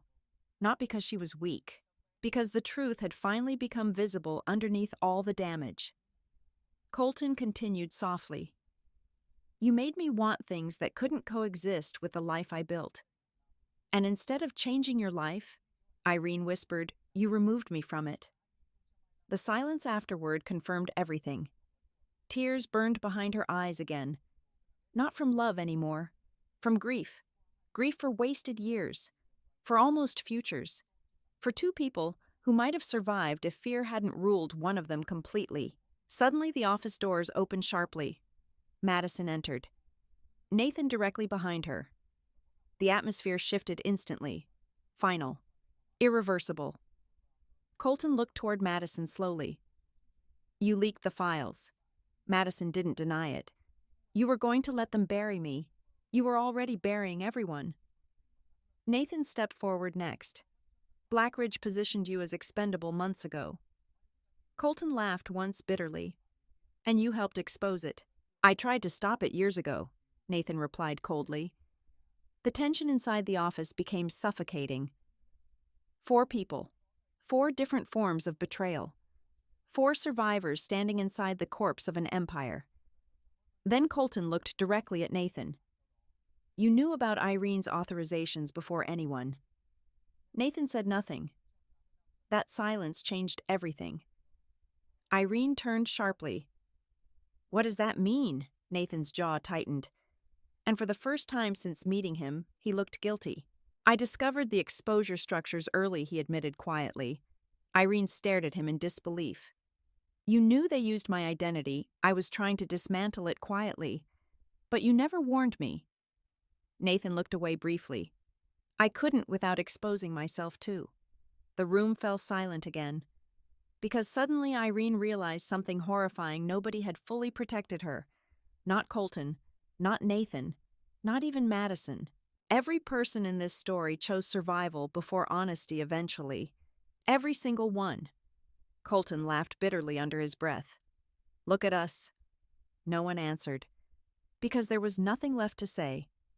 Outside the windows, Manhattan disappeared slowly beneath heavy snowfall, while federal agents entered the lower floors of Hayes' Capitol. The empire was officially dead. And standing inside the ruins, Irene finally understood something freeing. Revenge never healed her. Truth did. Painfully. Completely. But still. Colton looked toward her one final time. No arrogance left now. No control. Just grief. "Do you feel better now?" The question lingered quietly between them. Irene thought about it honestly. About the humiliation. The betrayal. The awakening. The months spent turning pain into strength. Then she answered softly, "No." That seemed to destroy him more than anger ever could. Because forgiveness would have given him hope. Hatred would have given him punishment. But honesty left nothing behind at all. Irene looked around the office one final time. At the skyline. The collapsing empire. The people who survived each other badly. Then she walked toward the door. Not victorious. Not broken. Just finally free. And behind her, Colton Hayes stood alone while everything he sacrificed love for disappeared one consequence at a time. 6 months later, New York barely remembered Hayes' Capitol. That was the strange thing about public destruction. No matter how catastrophic it felt while happening, the world eventually moved on to fresher scandals, younger billionaires, newer disasters. The headlines faded. The outrage faded. Even the gossip faded. But the people inside the wreckage, they carried it forever. Spring arrived slowly that year. Cold rain softened into warmer evenings, and Manhattan returned to its usual rhythm of ambition and exhaustion. Restaurants filled again. Investors found new empires to worship. Financial channels stopped saying Colton Hayes' name every hour. Now they mentioned him only occasionally. Former CEO, pending investigations, corporate collapse. Another cautionary tale. Irene Porter watched one of those segments silently from a coffee shop downtown before calmly closing her laptop. No anger anymore. No satisfaction either. Just distance. The woman she had been a year ago would have watched every update obsessively searching for emotional validation in Colton's downfall. Now she mostly felt grateful she survived him. Across the cafe, people laughed over brunch and business meetings while soft jazz played through hidden speakers. ordinary life continued beautifully indifferent to past heartbreaks. That realization healed her more than revenge ever did. Her phone buzzed softly. "Nathan, still alive?" Irene smiled faintly before replying. "Unfortunately." 30 minutes later, Nathan joined her at the cafe carrying 2 coffees and the same permanently exhausted expression he always wore. "You look healthier," he said immediately. "I started sleeping again." "Suspicious behavior." She laughed softly. Real laughter now came easier.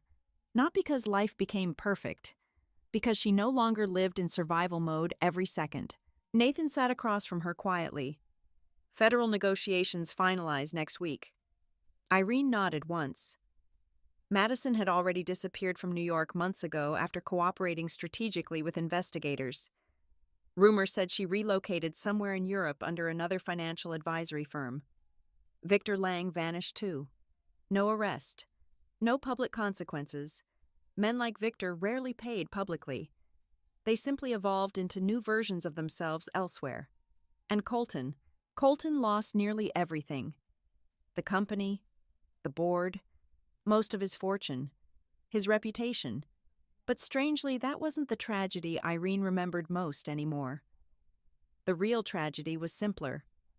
He finally became emotionally honest, only after losing everything worth lying for. Nathan stirred his coffee thoughtfully.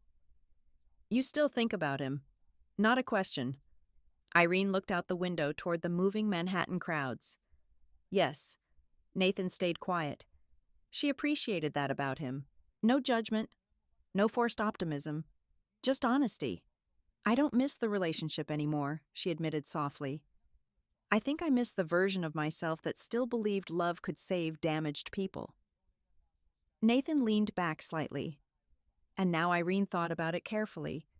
About the woman who stood humiliated beneath chandeliers while her entire future collapsed publicly. About panic attacks in office bathrooms.